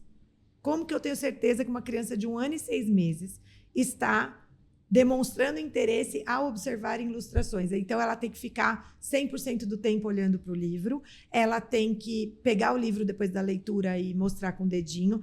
O que ela faz que ela me mostra? E é isso que eu preciso ter nos meus objetivos de curto prazo, e é para isso que eu vou criar estratégias de ensino e aprendizagem. E isso é uma acomodação. A acomodação não é na base, está escrito aqui, escrever, ler frases simples, e eu dar para o meu aluno pintar um desenho. Isso não é acomodação, porque pintar desenho é matéria de artes. Ler uma frase é linguagem. Então, a primeira coisa, eu vou ter que adaptar dentro da área do conhecimento. A sala toda está estudando linguagem, ele vai também, ele ou ela, estudar linguagem. Dentro da linguagem, a sala está no parágrafo, pode ser que ele esteja na palavra. Palavras de alta frequência. Mamãe, papai e o nome dele. Mas é na área de linguagem. Os outros alunos estão lendo? Pode ser que ele esteja fazendo reconhecimento, um jogo de memória com 2 palavras mamãe. Pode ser que o professor apresente a palavra para ele e ele fale, aponte para a palavra mamãe. Ele está reconhecendo, que é o primeiro passo para depois ele entender parágrafos, por exemplo. Mas ele não está pintando, ele não está colando. Ele pode pintar e colar se for uma acomodação da área de artes. Então, o PEI ele precisa contemplar a aproximação mais próxima, não dá para falar, né? Mas mais se for mais fiel do que daquele currículo de aprendizagem para aquela os outros faixa. Estão fazendo naquele Isso, momento. Aos pares, né? Então, sei lá, o aluno está estudando em História e Descobrimento do Brasil. Aí você não vai dar pro seu aluno, coleguinha, vem aqui, desenho livre, dá umas canetinhas, pinta ali. Tipo, vamos brincar de massinha. Isso, tipo, ou vou levar lá pro pátio para fazer outra coisa. Isso, a não ser que dentro, como você disse, se for uma acomodação, então Descobrimento do Brasil, por desenho, desenhos, por figuras, ilustrações, né? Mas fora isso, olha, não. Se você tem uma criança com um grau de suporte muito alto, que para ele entender, por exemplo, a história do descobrimento do Brasil é difícil, você pode usar sempre o vídeo com ilustração e imagem, e tudo que a gente usar para a criança com acomodação é a primeira coisa a ser apresentada na sala e é apresentado para todos, porque vai ajudar todos. Então, primeiro nós vamos reconhecer as palavras que o meu aluno precisa. O professor vai pôr na lousa, papai, mamãe e o nome dele. Galera, vamos ler? Todo mundo leu? Ele leu. João, lê para mim. Tá. Aí ele se aproxima do apoio, da pessoa de apoio pedagógico ou do acompanhante terapêutico e fala, ó, o João, eu já passo aqui, nós vamos fazer um trabalho de reconhecimento. Classe, vamos ler o parágrafo? Então, sempre começa pela pessoa que tem acomodação. Para mais ou para menos, tá? Às vezes, para mais tem que ser depois, porque precisa de um contexto anterior. Mas a gente também tem acomodação para crianças com altas habilidades. Não é só para crianças que precisam de ajustes. Por atrasos. Por etapas anteriores, né? Então, assim, o PEI, ele precisa estar à disposição de toda a equipe. Todos os professores de todas as áreas têm que saber, ainda que seja um professor polivalente, ou seja, aquele professor de sala até o 5º ano, mas tem o de educação física, tem o professor da biblioteca, tem o professor de artes, que pode ser outro, tem os cuidadores do corredor, tem as secretárias, né? Então, assim, todo mundo tem que saber. E quem dá a palavra final sempre num time de planejamento é a família. Eu ia perguntar isso agora. Onde está a família nesse PEI? Porque, né, tem famílias aí que ficam, tipo assim, como se estivesse pedindo um documento sigiloso do FBI, que é da própria criança, e não tem acesso. Não. Lá na escola a gente faz um grupo a gente chama de grupo de discussão, é um grupo de e-mail para fins médicos.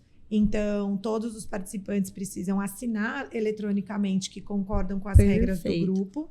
E aí, o PEI, ele é postado. Primeiro que quando a gente elabora o PEI, a gente faz a nossa reunião de equipe e apresenta junto da equipe. E os pais vão decidir se aqueles objetivos... Porque uma vez, vou te dar um exemplo bem simples. A gente estava começando a alfabetização com uma aluna que tem paralisia cerebral, e a mãe falou para mim, a gente estava lá todo um PEI, todo elaborado, e a mãe falou para mim, Denise, eu quero tirar a fralda. Aí eu falei, entendi. Denise, faz 4 anos que eu tô tentando. Eu não consigo. Ela tá mocinha. Os amigos estão vendo que ela tá de fralda. Ela tava, acho que, no 2º ano do fundamental. Foi a primeira vez que ela foi de fralda e os amigos viram. E eu não tô conseguindo. Então, o que a gente fez? A gente parou tudo aquilo. Que aquilo era prioridade. A gente colocou como prioridade a fralda. A gente tirou em 2 meses. Eu fico super orgulhosa, porque foi um trabalho absolutamente integrado de escola, equipe e família.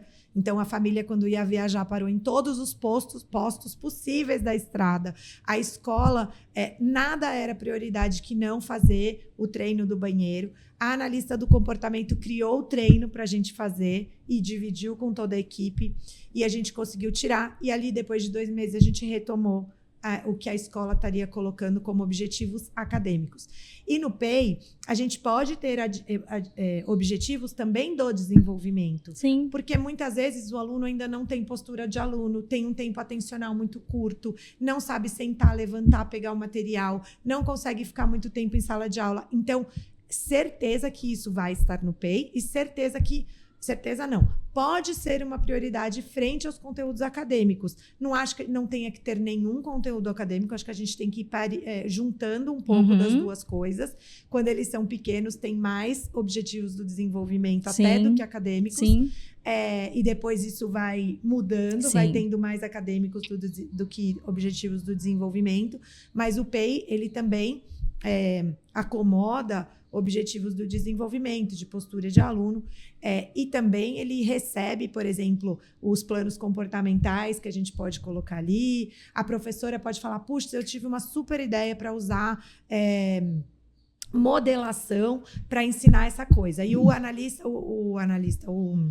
do comportamento vai dizer, por que você, em vez de fazer modelação, não faz uma videomodelação? Por que você não faz uma história social? X. Sim. com ele funciona melhor uma história social. Puxa, cara, incrível. Então, na hora que a gente posta o PEI no grupo, tá todo mundo de acordo. E aí a gente vai...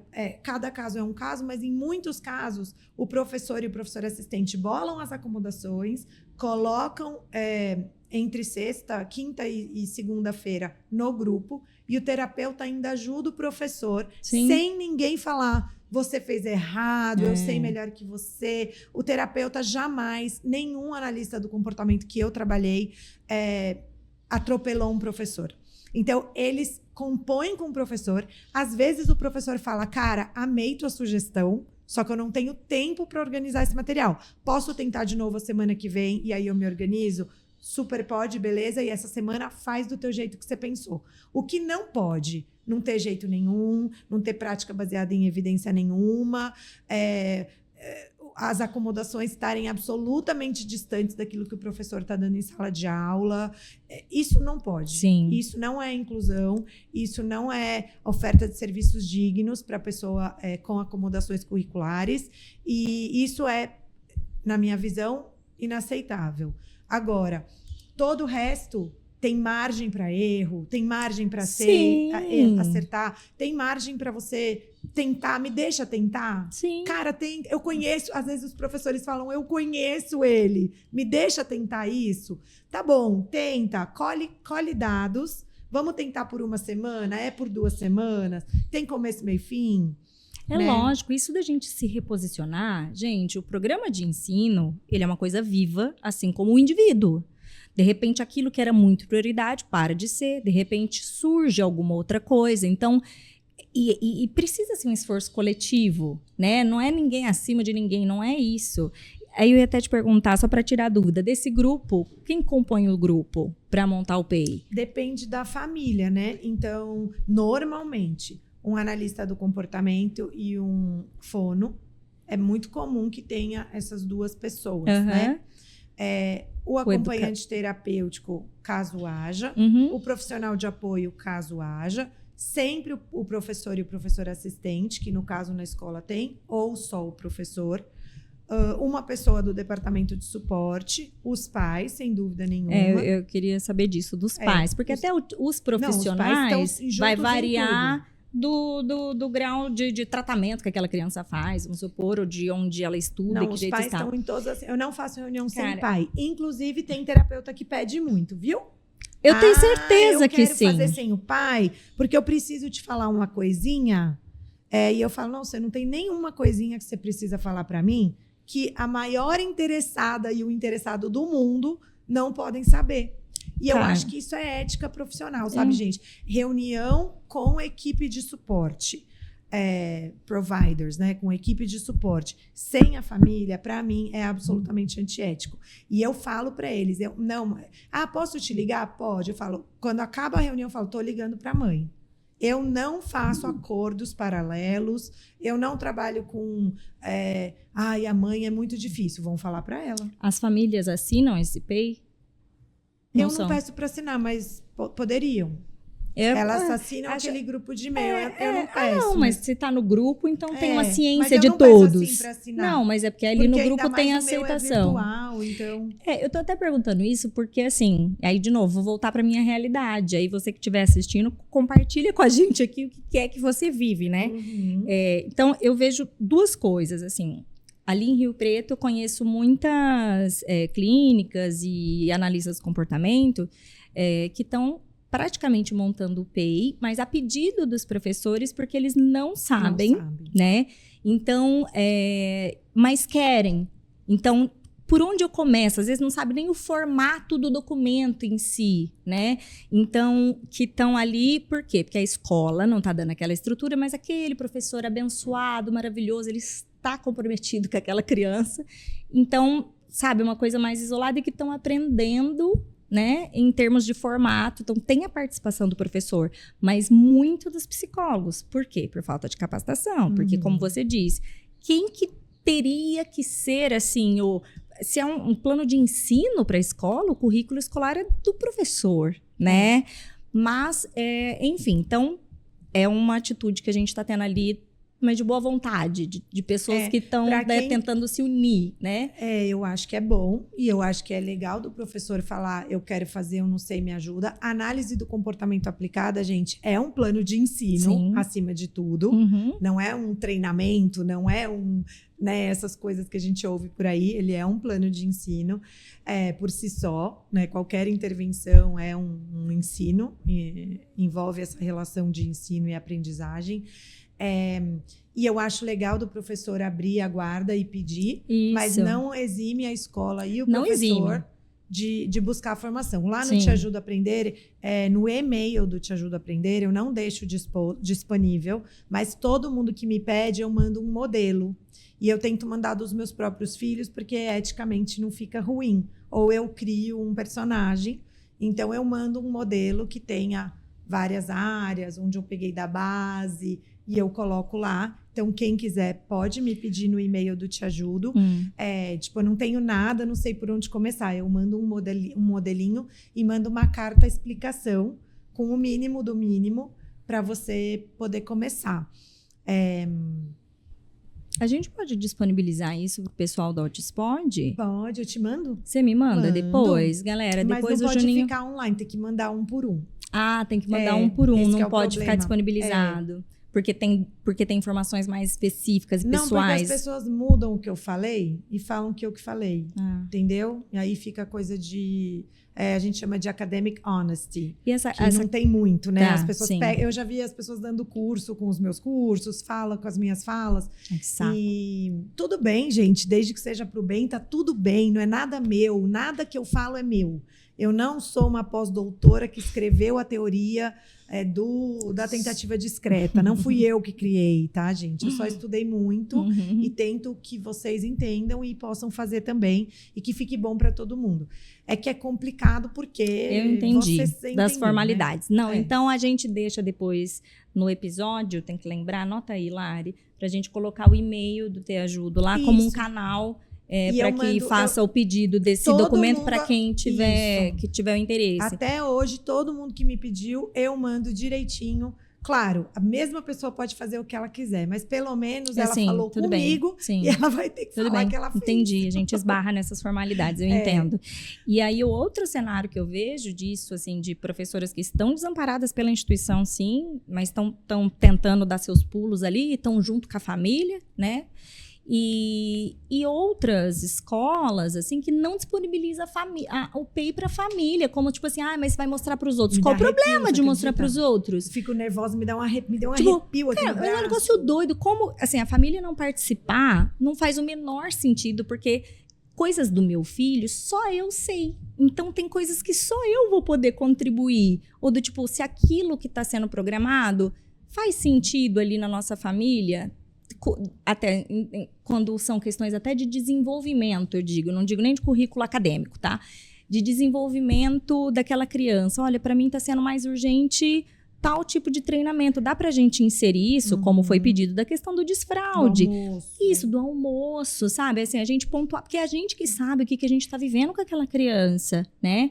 E até contribuir no sentido de, olha, tal coisa funciona muito, meu filho gosta demais, isso aqui pode ser um reforço também, né? Gente, não dá para trabalhar sem os pais. Não, sem os pais é uma coisa doida. E eu diria também sem as equipes. Não, né? Também. Claro, é tudo lindo, a gente tá falando aqui de um contexto, ideal, né? Como você falou, privilegiado. Sim. A gente tem essa consciência que a gente tá falando de uma escola particular, onde os pais também têm recursos para ter profissionais e tal, mas o ideal, e eu não tô inventando isso, tá, gente? Não é assim a minha super incrível experiência, que poderia já ser um repertório interessante, mas a gente tem um documento que não é tão atual quanto esse que foi traduzido das práticas baseadas em evidências para jovens, crianças e autistas e adultos com autismo, mas é um que está em inglês, eu não consigo disponibilizar na grande maioria das vezes por conta de acesso à língua mesmo, mas ele é das práticas baseadas em evidências, quais são mais apropriadas para a escola,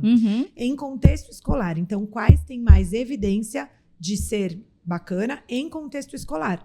E lá diz claramente que o envolvimento da família no planning team, que eles chamam, no time de planejamento, é Não está escrito obrigatória, mas está escrito que as evidências apontam que esta é a forma correta de se fazer. Então, não tem reunião de terapeuta sem família, porque isso não existe. Se for para falar mal da mãe, nós vamos chamar ela aqui. Lógico, e nós vamos falar com ela, que talvez é algo que ela esteja fazendo não ter... Sem saber, exato. Tipo, olha... Porque... Ou sabendo, e ela pode falar, gente, mas eu quero assim. Ué, ela não é a mãe? Mas ela é a família, aquele contexto, como é que você tira disso?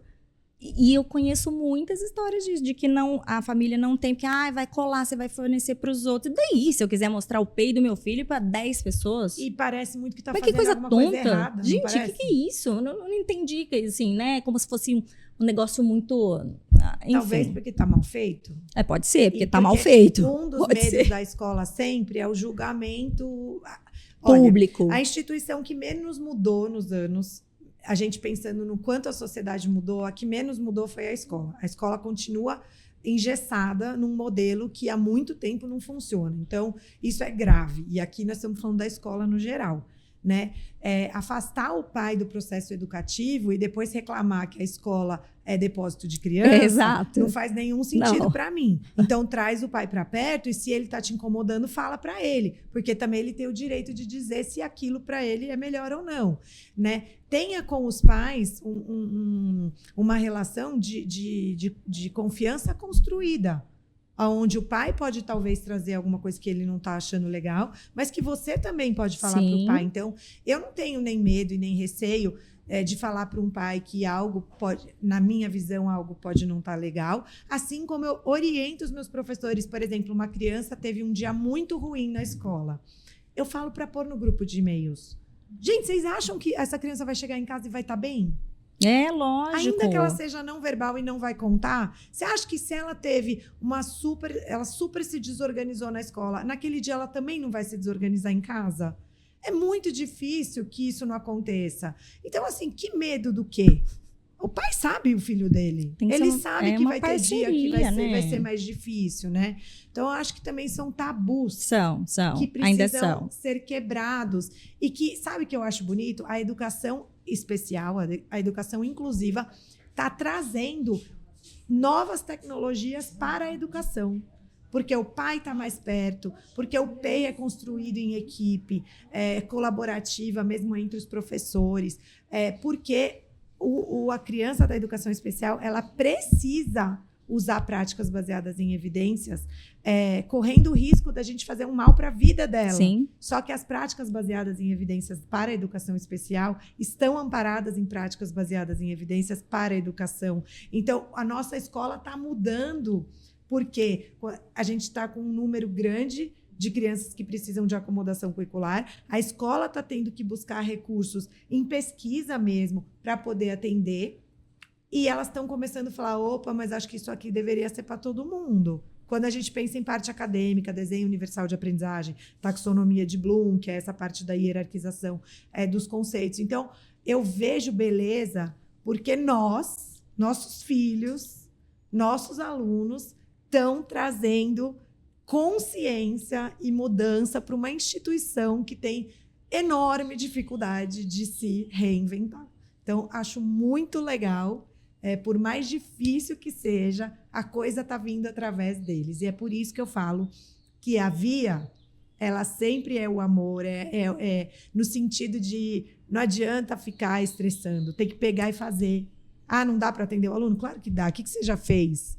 Cara, não faz nada. Manda ele entrar e vamos ver o que a gente tem para fazer aqui. Chama a terapeuta, chama a mãe, chama todo mundo. O que é para eu fazer? Uhum. Pelo menos essa postura. Exato, sim. Porque você vai abrir a porta, não é para o teu aluno da inclusão entrar. Você vai abrir a porta para mudar a tua escola, para criar uma comunidade inclusiva, para criar um mundo melhor, para entender que a gente precisa admirar o outro e não respeitar e tolerar o outro. Então, você vai formar outro tipo de gente. E não é isso que a escola faz? Exato, não é só para escolarizar, não é mesmo? Não é a gente está gerando cidadãos, né? Ao contrário, né? Deveria ser muito mais importante o desenvolvimento humano do que os conceitos listados no currículo. Sim. Né? Então, Eu acho que é isso. Eu acho que tem muita beleza em tudo isso, apesar de dor e sofrimento e tudo que nós mães passamos e tudo que os diretores de escola também passam, porque nesse meu lugar, nessa minha autoridade hoje, eu consigo enxergar todas os dois lados, assim, né? Atuante nos dois lados. Sim. Mas eu vejo beleza e vejo o processo, vejo que está caminhando, vejo que o grupo de mães pressionando as escolas é bom, que a escola tem que se abrir, mas quando ela se abrir, ela vai ver beleza no processo. Então, eu sou muito a favor da educação inclusiva como um todo e acho que não tem outro caminho. Perfeito, Denise. Eu amei o nosso bate-papo, amei a nossa conversa, amei te conhecer. Muito obrigada por todo o conhecimento partilhado aqui. Pessoal, tenho certeza que vocês vão amar. Compartilhe para o máximo de pessoas, famílias, professores, profissionais, né? Vamos pulverizar aí esse conhecimento e essa conscientização, tá bom? Muito, muito obrigada. Obrigada, beijo. Tchau, tchau, pessoal.